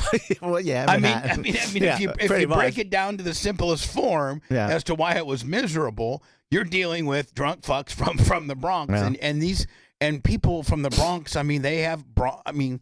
Every borough, I think, has its own attitude, if you will. Yeah, a little bit. And so the Bronx is that hard edge working man. Why are you fucking with me? And is that kind of the mentality? From what I know of the boroughs, that the Bronx is one of the more working man, blue collar. Yeah, boroughs. except for Riverdale, which was like, you had money up there. But yeah, the Bronx was mostly working class. Then you got Harlem. Well, yeah, Manhattan. Yeah, you got Manhattan North, Manhattan South. So South of 59th Street, you got the Plaza Hotel, Midtown, Tribeca. Is that where I stayed? And when I stayed at the West End, so yeah, you were in Manhattan South. South, okay. And then the borough, because they break Manhattan into two boroughs. Then north, you got Harlem and Washington Heights. So Harlem is in North Manhattan. Yeah. Oh, I didn't know that. Wow. So Manhattan South is probably Kush. It is. You had a lot of heroin down in Alphabet City. And then in parts of the Village. I mean, there's rough areas down in Manhattan South, but mostly it's Manhattan North is worse. One of the coolest things, well, not one of the coolest things, but one of my New York experiences is when I had a New Yorker take me down to Chinatown looking for fake Louis Vuittons and fake Rolexes, and so you'd go in there and he was a New Yorker, so he knew where to go, who to talk to, and what to say, because it's a whole big ecosystem down there. I mean, I think you would agree. It's a whole, like, they thrive on tourists that don't know what they're doing. Correct. But if you know what you're doing, you can get a hold of the right person. It's like anything. If I wanted to buy some drugs, if I wanted to.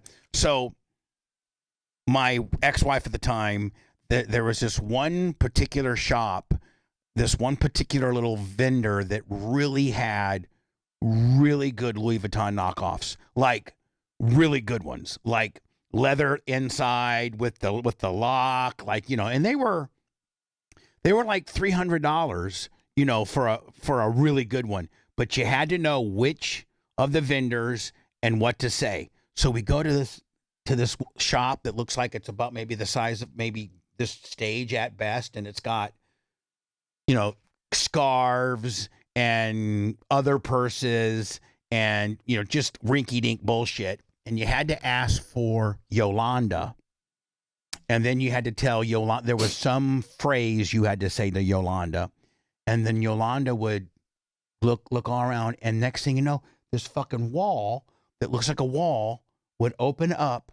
And there was a whole nother store that nobody knew about. And that's where the fake Louis Vuittons were, the real good ones. And I think we might have spent, because she had to buy for all her little friends back in Florida. So I think we bought like 5 or 6 purses, spent like $1,800, but they were really good. But Chinatown is there a lot of crime in Chinatown?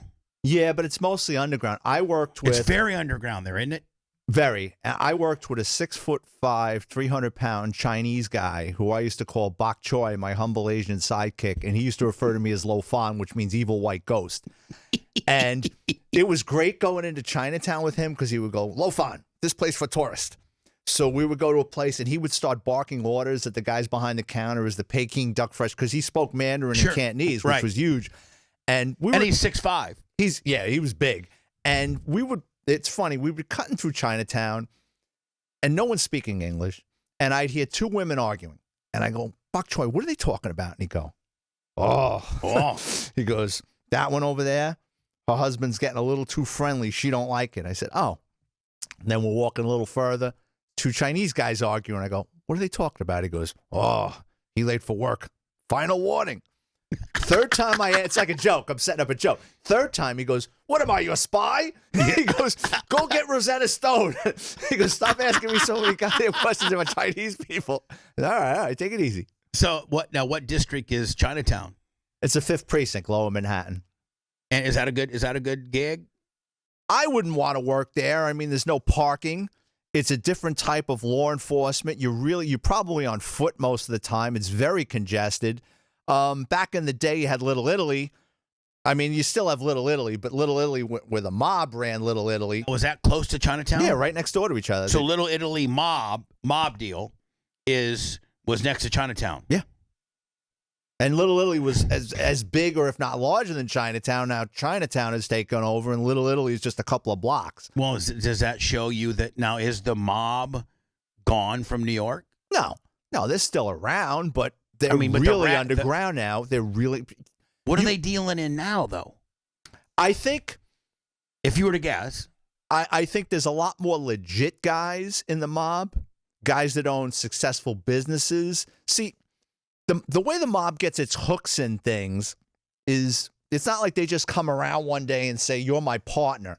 You usually have to go to them for something, for a favor, or you borrow money that you can't pay back. There's a million and one ways they get their hooks into you. But what's evolved over time is, and don't get me wrong, there's still tough guys and killers in the mob, but between the FBI and surveillance and technology. I think what you're trying to say is you can't kill people like you used to. Back in the day, I don't think they're killing anybody right now. No. But back in the day, like, you know, who was that guy, the main dude that got killed outside of when Gambino? I'm sorry, when Big Paul Castellano. Yeah, Castellano. Yeah, I don't think you could pull off that hit nowadays. You could. You get caught. No, because I mean everybody's got a outside surveillance. The city probably has the streets fucking cameraed up. So, I mean, I don't think you could do a Paul Castellano type hit in today's world. Well, society has changed. Back then, if you see a bunch of guys shooting people, New Yorkers are just going to put their heads down. They don't want to get involved in it. Right. I'm not going to court. I'm not getting killed. I'm getting the hell out of here. Nowadays, everybody be filming it. I want to my life might be in danger, but I could get 1 million views on TikTok. Right. So it's a different world we live in than 1985. I think that's and they shot him right outside the steakhouse. Yeah, him and Tommy Bilotti. Yeah, and you had shooters. You had backup shooters. You had getaway drivers. You know, I mean, it was a whole thing. It was a whole put together plan. And it was all based out of Little Italy, right? I mean, that's where. No, that came from Queens. That was John Gotti had Big Paul Castellano. So Gotti was out of Queens. Yeah, he was a Queens guy. Now, so did he run? So he wasn't. That means he never really spent any time in Little Italy. He did. His club was the Ravenite Social Club, but he originated. He took over that social club when O'Neill died, but he was based initially. He was from Ozone Park. And so at that point, by killing Castellano, that just automatically made him the boss, or did the four other families have to, like, how did that work? In theory, to take out a boss, you're supposed to ask for permission, which he never did. Because he's a made man. Right. And he's the boss, and it's a self-serving. Like, and you're supposed to be like, you're the boss, like you're untouchable. Correct. And the only way you can get killed is if the other four families agree to it, right? Right, but it was like a Julius Caesar thing. He went around and polled key people that he knew we could trust, that wouldn't say anything, that wanted more power like himself. But what wound up happening is there was backbiting in his own family, and then Vincent the Chin Gigante, and then I think it was Lucchese's gas pipe. They didn't like the fact that he did that. So what they did was they started taking out his key people over the years. They started killing his heavy hitters. His made men. Yeah, made men, but killers, guys that would put in the work. Guys, right. If he said, go press that guy's button, go take care of that guy. So they killed 4 or 5 of his key guys, and I don't know how that was ever resolved. Then Gotti got taken off the playing field before they could get to him. By Giuliani. Yeah. Right? But didn't he beat it 3 times or 2 times? And yeah, but it was all jury tampering. And you're not going to beat the federal government. Let's just say, for argument's sake, you beat the federal government in a trial. What they do is they examine how you beat that case. Like, if you beat a state case in Florida, like, well, we're going to go arrest the next schmuck and try to put him in jail. The feds take it very personally because they got a 90-something conviction rate. So what they'll do is they'll poll the jury. They'll do an inner investigation. What did we do wrong? You know what I mean? Like, they examine in, like, we don't want this to happen again. Right. And he kept beating these cases, so they quickly figured out, let's start looking at the jury pool. Let's start seeing. And then when Gravano flipped, he told them chapter and verse how they were able to buy off jurors. I got a stat for you. You being a cop and knowing all this shit. I have been on trial. Oh, I know. 4 times. And I'm 4-0. I'm 4-0, and I haven't done any jury tampering. Only one was criminal, but the other 3 were civil. But I'm 4-0, and the reason why I win, and I'm not trying to be braggadocious or anything like that, is that most of the jury is familiar with my radio personality, and then when I get on the witness stand, I'm a gentleman. I'm easy to talk to. I'm not articulate, but I can speak well. And I make eye contact, and I become, and so I don't know if John Gotti was ever 4-0, but I'm 4-0 with. Most people have never even seen the inside of a courtroom, let alone been on trial. And I've been on trial 4 times, and I'm 4-0, so I'm pretty proud of that. Yeah, I think Gotti was 3-1. Yeah, I think, and that one got him. The one got him. That one got him, and then they sent him to like the most. I think he went to Marion, which is a max. And I think he had close contact, so, you know, when people came to visit him, it was through glass. What about the 50th precinct? You start 42, And you go to Bronx DUI, which sucks. Oh, I hated it. Every time I say that to you, Vic, you're like, oh, was it that bad? Yeah. Yeah, it was that bad. There's no winning with dealing with drunks. Everybody takes it to trial because no one wants to drink. I don't blame them. They don't want to lose their driver's license, so you're in court quite a bit. And in Florida, if the cop doesn't show, it gets thrown out. Same way in New York? No, they'll. I mean, if for whatever reason, I mean, you can't just show up. That's another thing with the NYPD. If you don't show up, there had better be a great reason. Either you're out sick or something happened to you. But if you have court and you don't show up, see, I don't think they take it as seriously here in Florida because cops will like not show up, and it's different here. In New York, when you make an arrest, you got to see a district attorney that day or the following day, and you're going to sit down and you're going to explain to them what you saw. They're going to fill out an affidavit or an accusatory instrument. You're going to read it and you sign it, and that goes with the guy to pre-arraignment when he goes to see the judge. In Florida, at least down here, you lock a guy up, you put him in the system, and then you make an appointment to see the state attorney, and it could be a week from now, 2 weeks from now. I wasn't used to that. And it's so shady down here. These state attorneys down here are fucking the absolute most shadiest people ever. They play God. They have God-like complexes, and the people they let go and the people they don't charge, or the people, it's like it's the biggest bunch of bullshit. That's where I had all my run-ins, is I was publicly critical of the state attorney. You know, I was very vocal, and he fucking threw the book at me, and anytime he could hem me up, he did. And it's, you know, I don't know if the state attorney has the same power up there as they do down here, but they're the highest ranking lawmen down here. No, I think they have more power down here. So I made and there's no checks and balances. Like, they're God, period. I got into trouble down here. What wound up happening was I had like 3-4 arrests, but I'm not going to court the same day. So you'd make an appointment and I'd forget.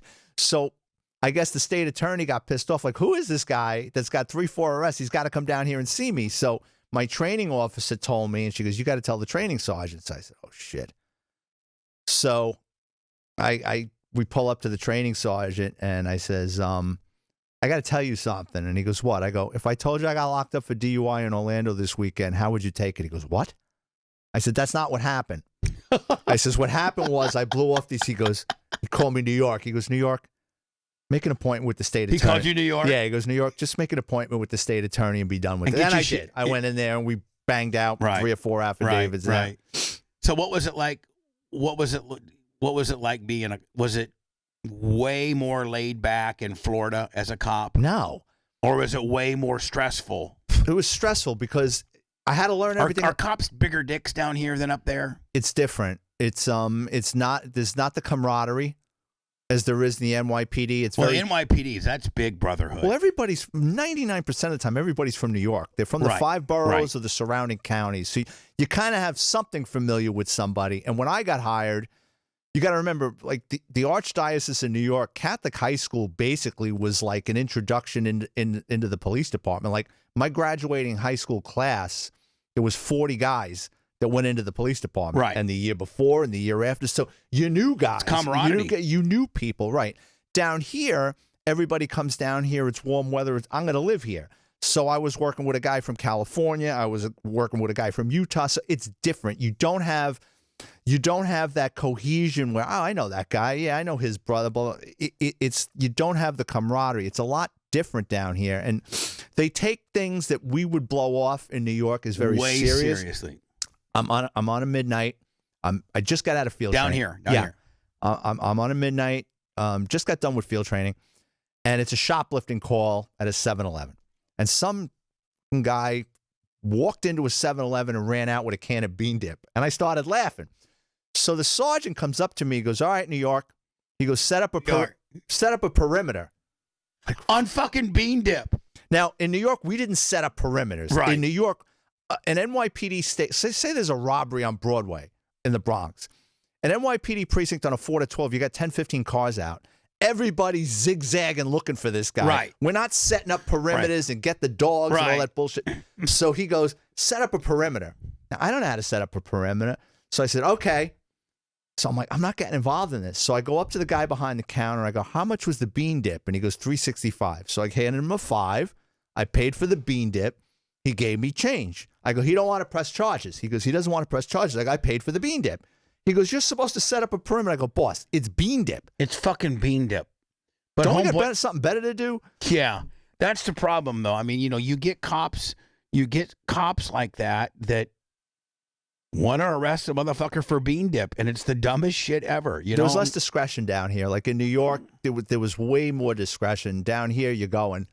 Yeah, well, it's because you're dealing with just a whole different breed of humanity down here. This is so transient, and so yeah, I get it. So you go to the 50th precinct from DUI. Was that great? Was that good? Yeah. I mean, was that like retirement? It was like a retirement community. But I had the experience in the South Bronx, and Washington Heights backed up to the 50th. So I knew there was a lot of drugs coming back and forth through there. And I was like, no one's really making a lot of arrests. It was like a retirement precinct. Like there were guys like my father's age and older on patrol, guys in their 50s, early 60s.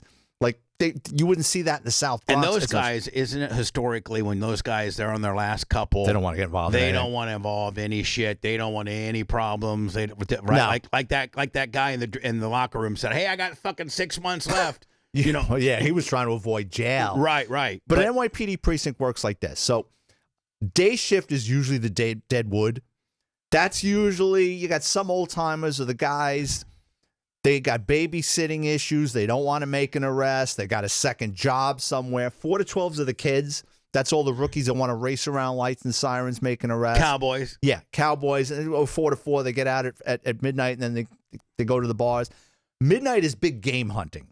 Midnight is usually the sharper guys because that clears, when on the midnight. Because the people that are out now might be like the pool to choose from is way less, which means those people might be up to some shit. It's cops, criminals, and cabs. Right. Yeah.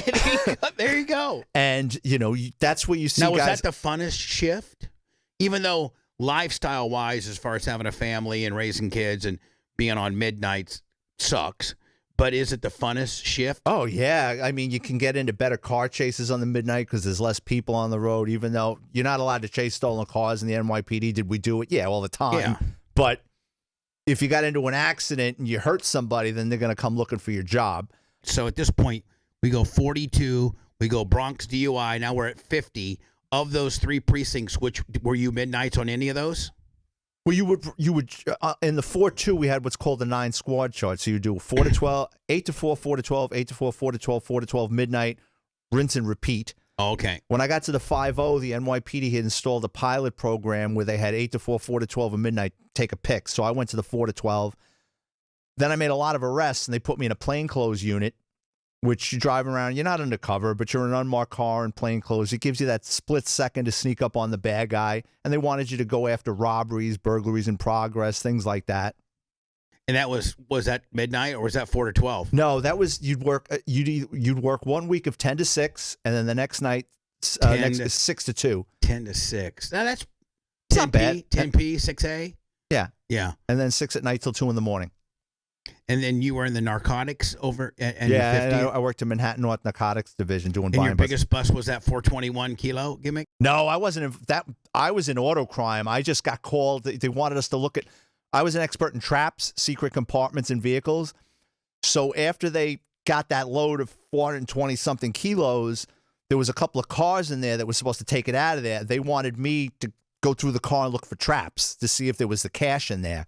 Oh, that in itself. I didn't know that you were trained in that, but some of that shit gets super high tech. Oh, yeah. Like where the windshield wipers are on low, the 4-ways are on. Yep. And put the car in reverse. Car's in reverse with the heater on high. And that's the only way that, like, am I right? Yeah, I mean, you're 100% right. Some of the really big cartels would have shit that, experts like you may never even be able to figure out. You'll find them. I mean, you got to look at the wiring. Yeah. But some of these guys are really good at hiding the wiring. Initially, it started with like spring traps. Like I said, we found 5 keys in a Ford Aerostar van. Like, you know, the sliding door on the side.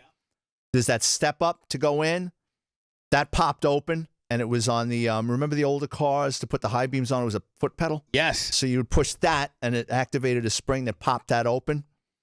But then, yeah, I've seen hydraulics where panels or the dashboard lifts. Yeah. Like James Bond stuff. Right. And they, I mean, you know, they have to, because you can't get it in any other way. You can't get it in. What was the most elaborate one you'd ever seen? The hydraulics, like the hydraulic dash? Yeah, I've seen hydraulic dashes, compartments built underneath the car where there's like a box underneath the car. Wherever your imagination can take you in a car. I'll tell you a story about a trap. We're talking about dirty cops. There was a guy in a precinct when I was on patrol, and he knew I was a car guy. And his family owned a junkyard or a body shop. He's always picking my brain, and I knew. Like you were saying, like, did you ever know? And I just didn't trust him. I don't know why. I just got a bad vibe. Never saw him do anything. He's always asking you questions. Yeah. Right? So years later, I'm in the auto crime division, and I see his photo on a flyer in my office, and he had gotten arrested by the local precinct for trying to steal a car with a tow truck. And I said, well, that makes sense because his family was. So I was telling the guys in my office, see that guy? He used to work in my precinct. Okay. So a year or two after that, we get called down. I think it was the 19th precinct, which is a cake precinct. And when you say cake, mean just Hollywood precinct. Right. Easy. Upper East Side, yeah. And these young cops had made an arrest of a guy, and he says, this guy owns a garage. He got into a dispute with a guy that was trying to take his car out without paying. He said they started ramming each other's cars down the street. And he says, there's something with this car. I don't know. He goes, I think there's a trap in it. Can you take a look for me? I said, sure. But I always wanted to look at the arrest paperwork first and see who got arrested. And I'm looking at the name, and the name is kind of a generic name, but still, I laughed. I go, yeah, imagine if it's him. And I look in the cell, and I go, it's him. It's the guy. So I told the kid, I go, come on. So we go out, and the car was parked in the street. Like those, like NYPD precincts, a lot of precincts have like a garage in the back. Right. But like the 19th, the garage, the commanding officer and his minions were parking in there. They would park cars like up the street. And it was a BMW, I think it was a 5 Series. And we start poking around in it, and I found a trap in the back seat with a 9mm. And he's an ex-cop. He's not supposed to have a gun. Oh. So this rookie cop or whoever, he's thrilled. Like, you know, now he's got a gun collar. Right. So we go back in.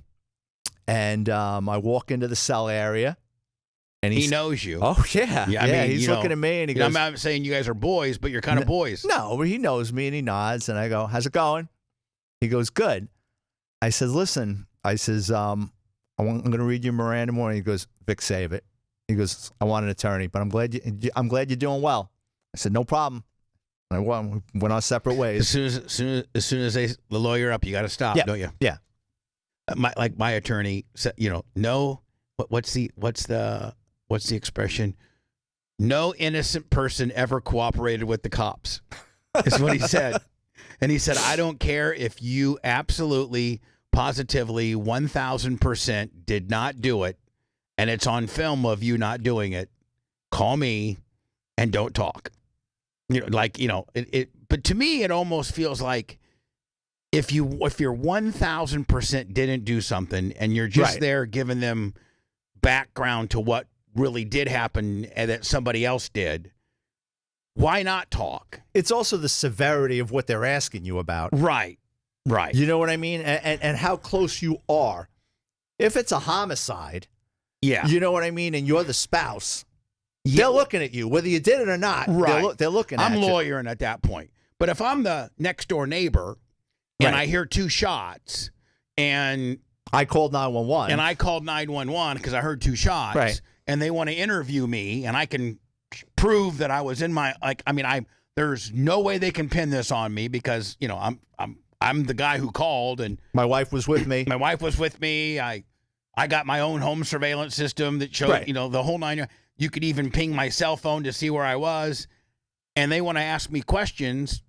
I don't think I need to lawyer up. Right. And if I did, I think the cops, I don't know, I think the cops would suspect me that I don't know how they would, but I mean. It's going to raise a flag. When Right. you say I want to talk to my attorney, whether you did it or not, it's going to raise a flag because Right. the cops are looking at it for totally different. They got nothing to lose. Right. You right. know? But I mean, so in that instance, you know, you live next door and or like that, and something happens across the street, and it's clearly I'm not a suspect. Clearly, in fact, I'm the good Samaritan that called. I'm all about I'd talk to him. Yeah. You know, because I think, you know, if you say, well, I need to have my lawyer, maybe having your lawyer, if they would do another interview and have you come down to the cop shop, maybe bring your attorney then, you know, because that would be kind of, I mean, I wouldn't think Yeah, but once you start talking, they're writing things down. Yeah, I know.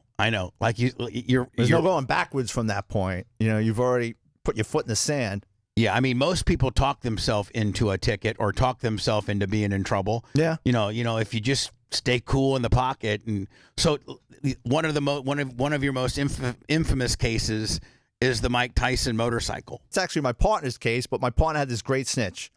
He had locked up this guy. Well, he used to, when he was a rookie cop, there was this Spanish guy up in the Heights, and he knew he was a drug dealer, and he chased him one time. And the guy ran into a building, ran up the stairs. As he's running up the stairs, he finds weight, an ounce or two, catches the guy on the stairwell, but he doesn't pin it on him, didn't flake him.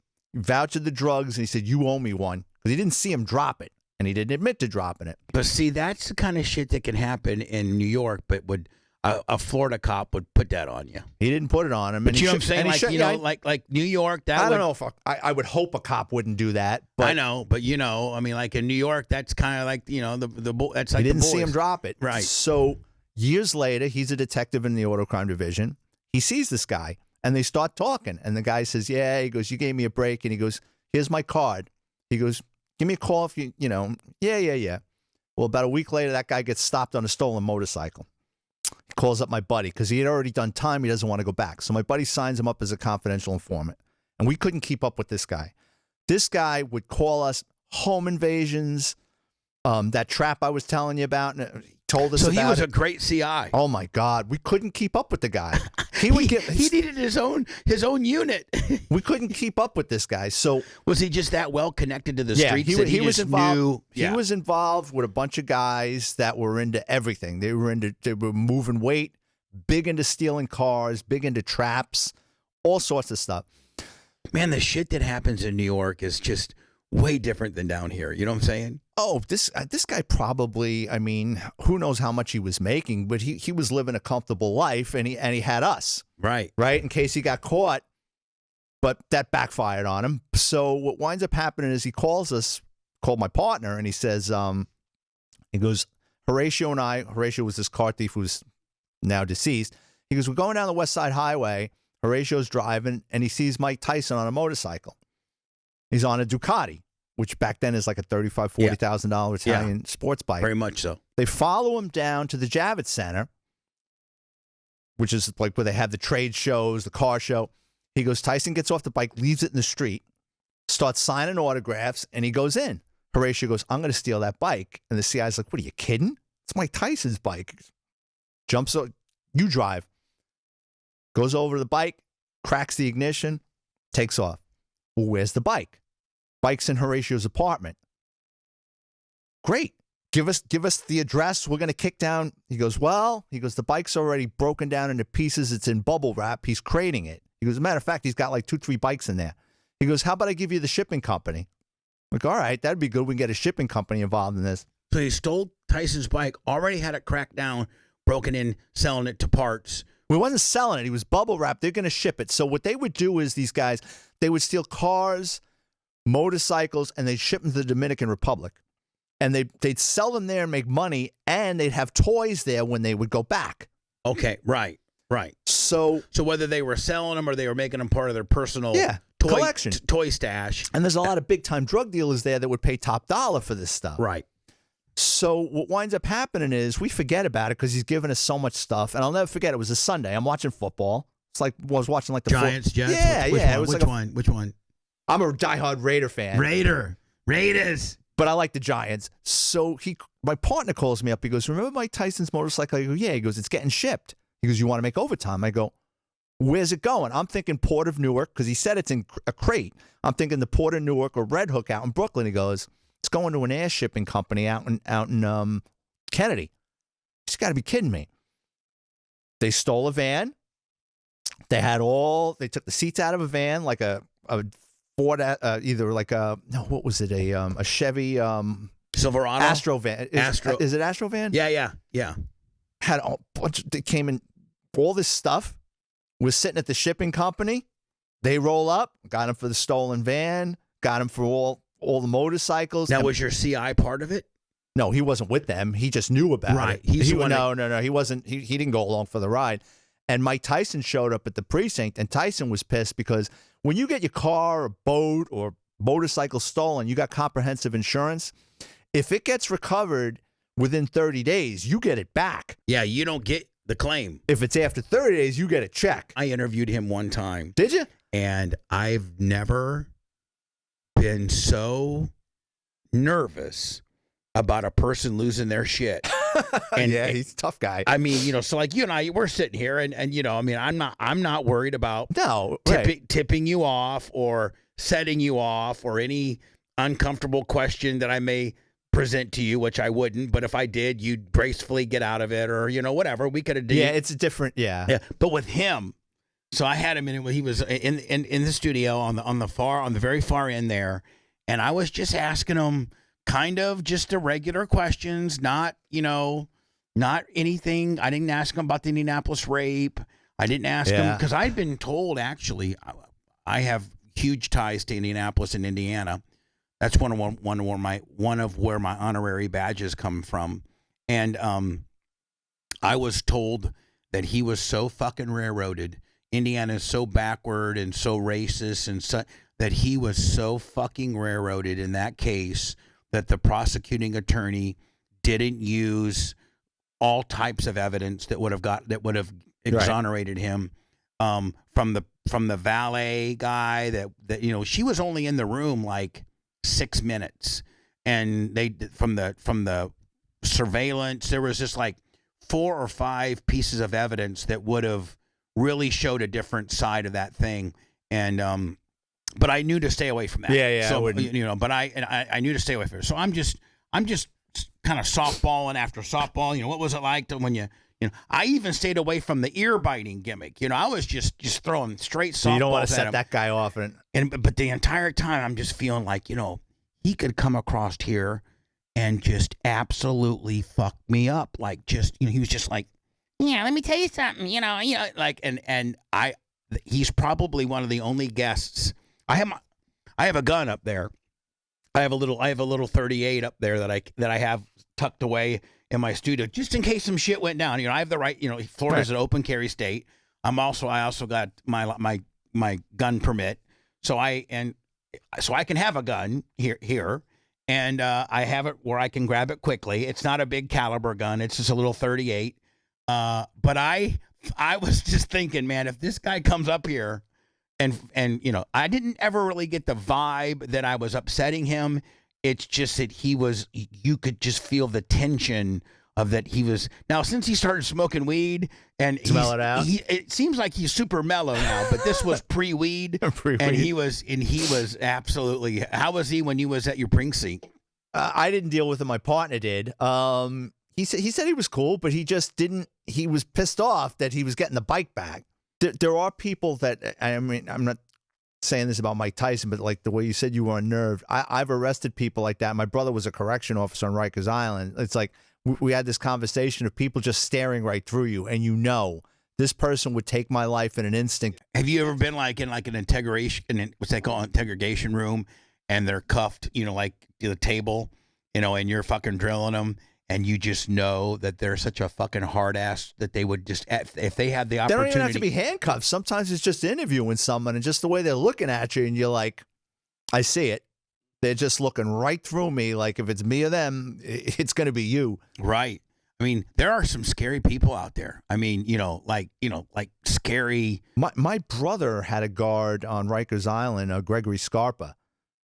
And big time killer with the Colombo family. And my brother said, he goes, it was like a shark. He goes, his just eyes were black and he would buddy up to my brother and, blah, blah, blah. And then all of a sudden one day he's like, listen, he goes, I know you live over in Throgs Neck. And my brother's like, how the hell does this guy know where I live? He's a mobster. And he's like, maybe you could meet one of my guys on the outside. Nothing illegal, just food. And my brother was like, can't do it, Greg. And my brother said, just the look he gave me, it was like a shark. And he just went off the other way. Yeah. That, boy, talk about an unsung hero being a fucking detention deputy at Rikers Island. Oh, my God. They did that for about 5 years. Oh, I mean, you're dealing with some pretty bad motherfuckers over there, aren't you? Yeah, he also had the guy, I think his name is Rankowitz. He's the guy that killed his girlfriend and then cooked her and served her to a soup kitchen in Manhattan.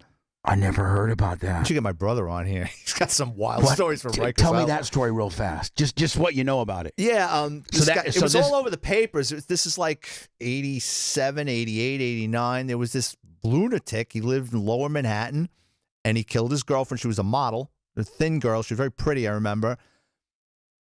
Dismembered her, cooked her, and was serving her at a soup kitchen. Got arrested, went on trial, was convicted or found illegal, insanity, whatever. But he liked my brother. And he would write my brother letters. He's schizophrenic. And my brother would laugh. My brother would show me these letters, these ramblings from this guy. And my brother goes, you believe this guy's going to go to jail for the rest of his life? And he's writing me, I got a pen pal. Wow. Who was your sexiest, so to speak, arrest?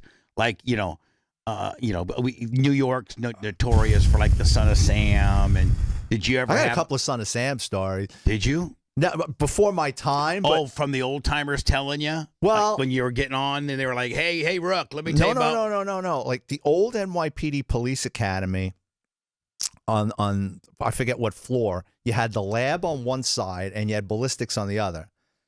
And I was up there for something.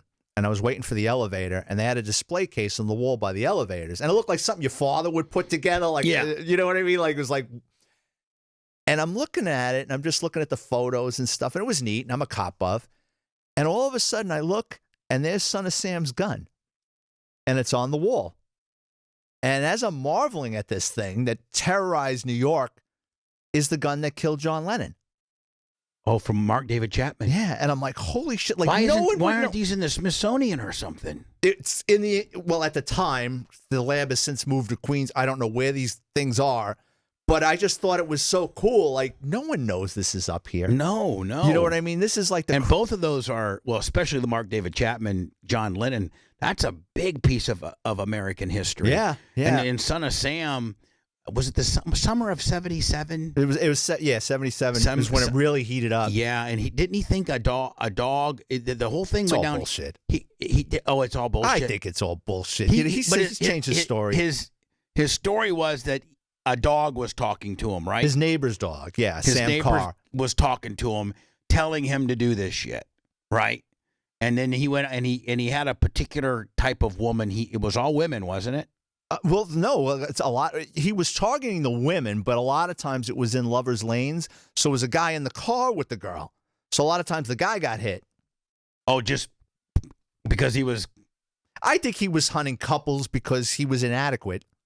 Right. I can't get the girl, so no one should get the girl. Right. And how many was on his tab? Wasn't it like? It was probably 10 or 12. 14, something like that. It was a lot. And my buddy who I worked with, a good friend of mine to this day, he bought a condo in the Son of Sam's building.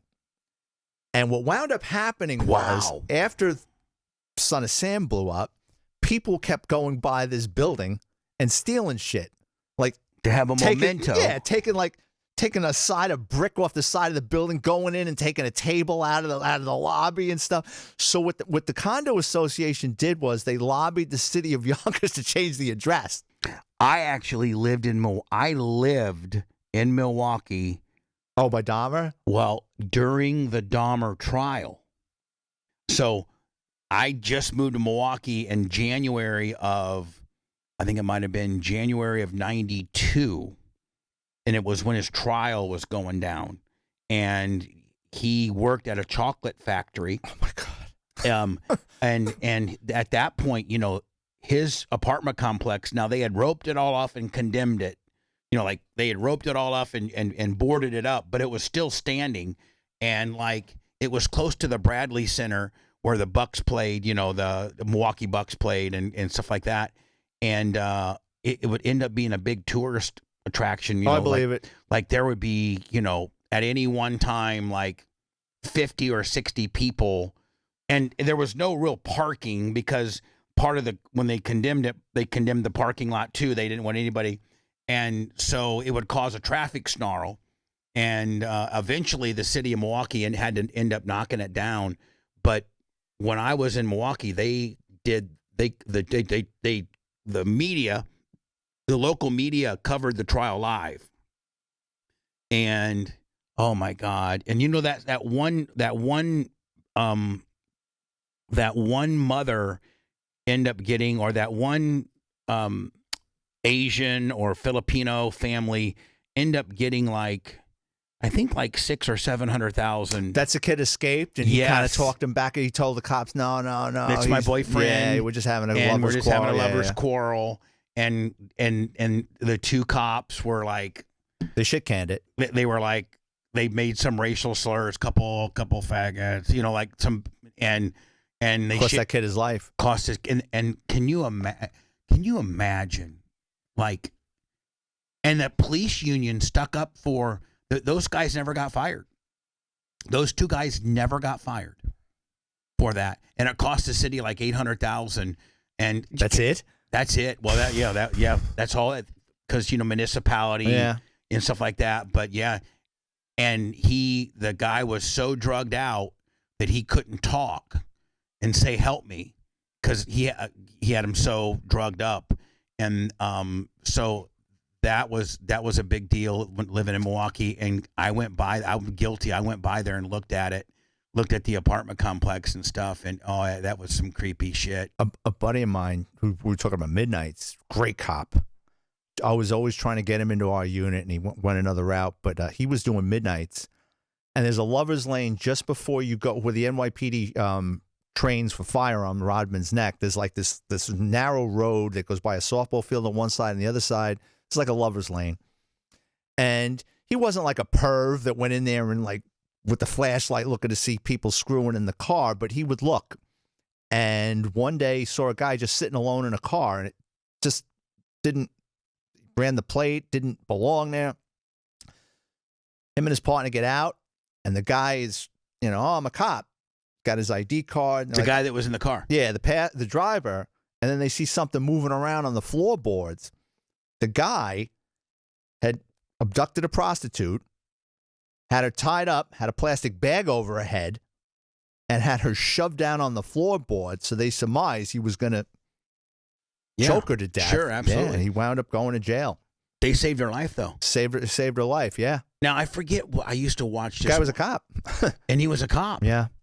Isn't there a place called Hooker's Point? Hunts Point. That's where the DUI unit has spent a lot of time. Yeah, well, isn't that where all the hookers were? Yeah, HBO used to do Girls from the Point, Pimps and Hoes, all that shit. Yeah. Yeah, and I was down there while that was going on. And was it really that? Yes. Like wide open? Yeah, but not like, like for your listeners out there, it's not like the movie Bachelor Party where the good-looking girls show up. These were some rough bitches, weren't they? Yeah, well, Hunts Point is all it was. It was all factories, right? So after 5 o'clock, when everybody goes home, there was a couple of titty bars there. But then the girls would show up, and the pimps, and you get all these horny guys from the Bronx, Manhattan, Westchester. You get them from all over the place, and they were usually liquored up drunk. Right. And that's where we would pick off the drunk drivers because they were coming down there to pick up the girls. And women with missing teeth and, the crackheads. And well, they all had drug problem, heroin. And you're talking about AIDS. This is before there was like. Oh, yeah. That's where probably. You're not curing AIDS, but whatever to make people live longer with it. That was before that. I mean, those girls, their shelf life was 6 months to a year. There was a lot of homicide down there. I mean, the 4-1. I mean, it was a violent precinct. Was that the 41? Yeah. It wasn't like the 4-4. Now, is a 41 right next to your 42? Yeah. Yeah, your sister precinct. Yeah, I mean, the 4-1 had its homicides, but like the 4-4 used to have like average over 100, 110, 120. I don't know what the 4-1 wasn't up there. You get dump jobs down there because it was like factories at night, so someone just throw a body out. Might not have been killed there, but they're showing up there. So, last story, and I want to have, and with a caveat of I love I love having you, and I don't think you live that far away. I'd love to have you back. Absolutely. I'd love to have you back, and then also maybe tap into some of the other boys. But I'd love to have, like, I have Tom Simon come on, like, regularly. I'd love to have you on, Sure. Vic, as a regular. But tell me about the two nuns. I was told by Matt to ask you about the two nuns that stole a car. It was the early 90s. It was a Saturday. My partner and I are driving around Broadway. Beautiful day out. And there's two young women dressed as nuns with the habits. They flag us down. Now, that precinct had two colleges, Mount St. Vincent and Manhattan College. So we always had people trying to get into fraternities, doing stupid shit, stealing a salt and pepper shaker out of a diner naked. So we thought, all right, this is a sorority prank.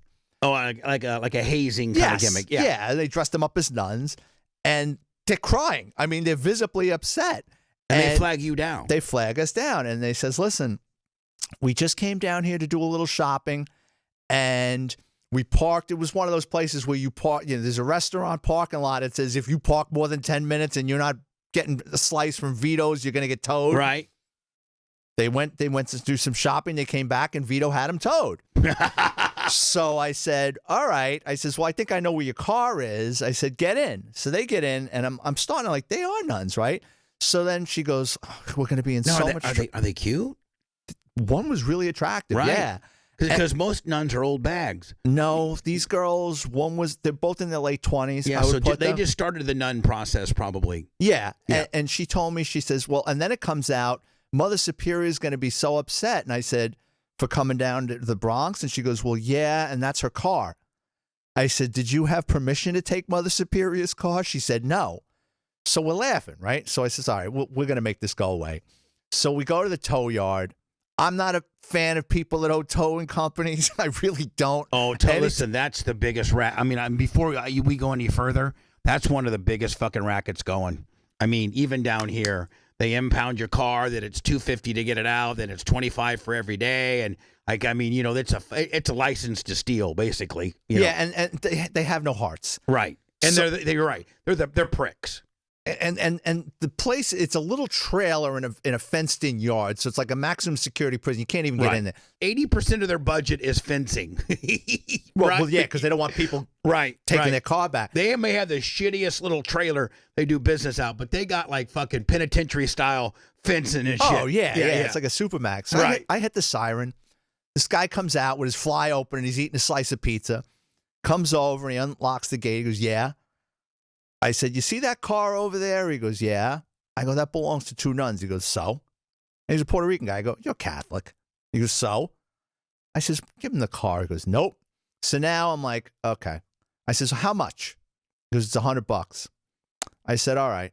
So I go to the nuns. I go, you got $100? They go, no, this is before debit cards and everything. Sure. And they blew all their money. Right, shopping. Yeah. Right. Yeah, whatever. They ain't got shit. Nunwear or whatever. So I said, all right. I didn't have an ATM card, so I take them back to the precinct. I go to my locker. I don't know if I had $100 or between me and my partner, we came up with the money.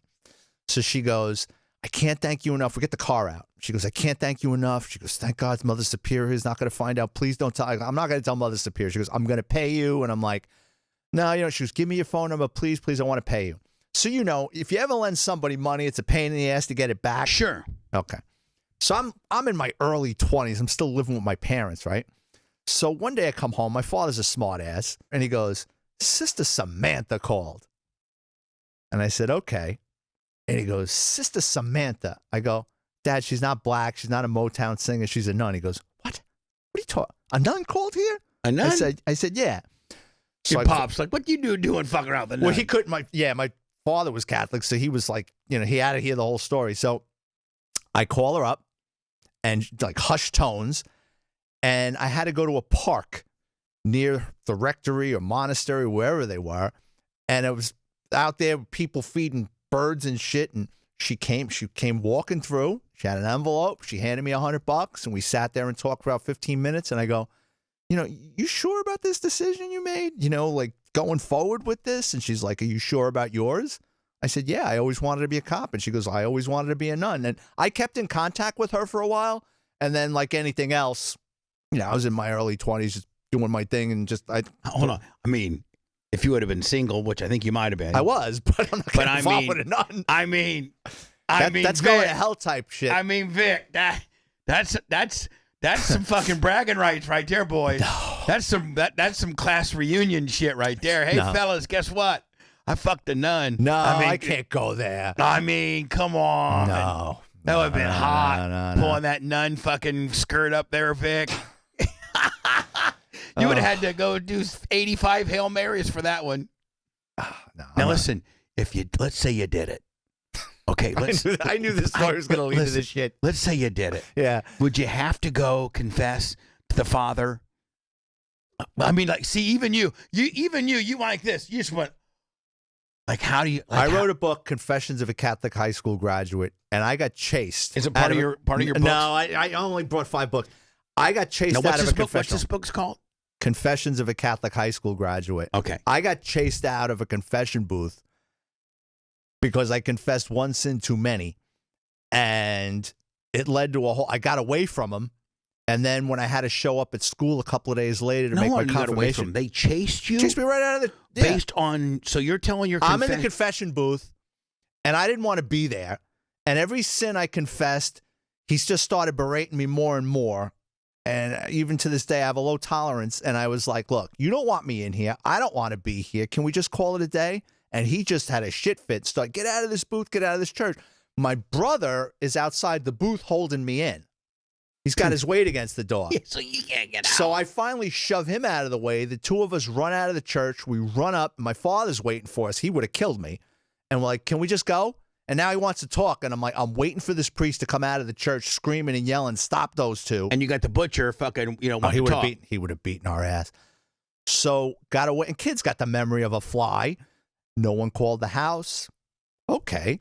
So a couple of days later on Saturday, when I had to make my confirmation, I'm in the classroom because I went to public school for grammar school. Then I went to Catholic high school. So we would show up on Saturdays to take these courses. So I was a pain in the ass to the teacher, obviously, and he came into the classroom, and it was like a lineup. He looked, and he goes, I want to have a word with that young man. She goes, yeah.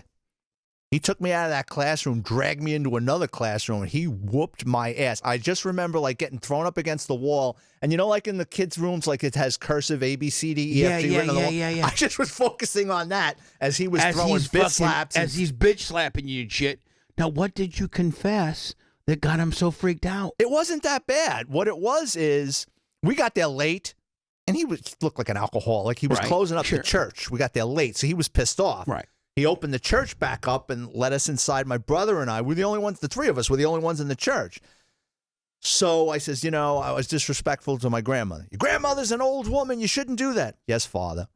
I stole a piece of candy, and every sin he kept, and that's when it wasn't anything bad. That's when you just finally said, okay. Can we just call this a day? And he had a shit fit.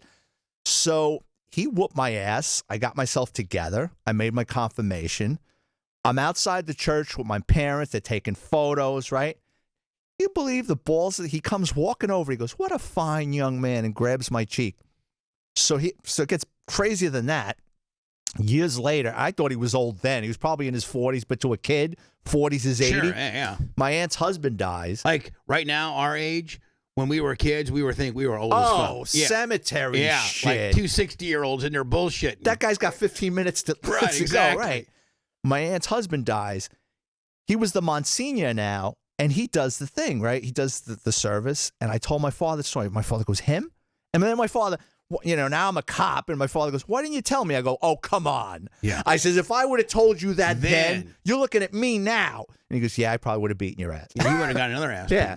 I know, but okay, so that pissed him off. You just being a little bit circumventing the system. Well, I kind of shut the lights on the way out the church to kind of slow him down. But how batshit crazy would he have been if you said, Father, I have sinned, and I had sex with a nun in the park? I mean, dude, Vic.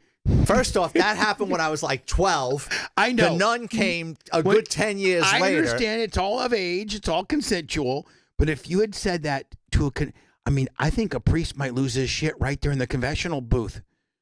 Yeah, that would be like the worst. That's like murder. That's like fighting words. You might as well said you killed 10 kids. I mean, That wouldn't have been good. oh, would have been hot though, Vic. I'll tell you. Oh, Bubba, please. I knew this was going to happen. Vic Ferrari. It's just like the car. He's got so many great stories. He's got a plethora of books. Go to Amazon and Google his name on Amazon. Do a search for Vic Ferrari. His latest one, NYPD Behind the Blue Wall of Silence. Can I plug my podcast? plug it all, my friend. I got a podcast, NYPD Through the Looking Glass podcast. I bring on cops, obviously from the NYPD, and guys with criminal records that have turned their lives around. And That is NYD. Give it to us again. NYPD Through the Looking Glass podcast on YouTube. Thank you so much for making the drive down here. And let's, the next week or two, schedule something, for a week or two past that. I'd love to do it. Thank you, Bub. I really appreciate it.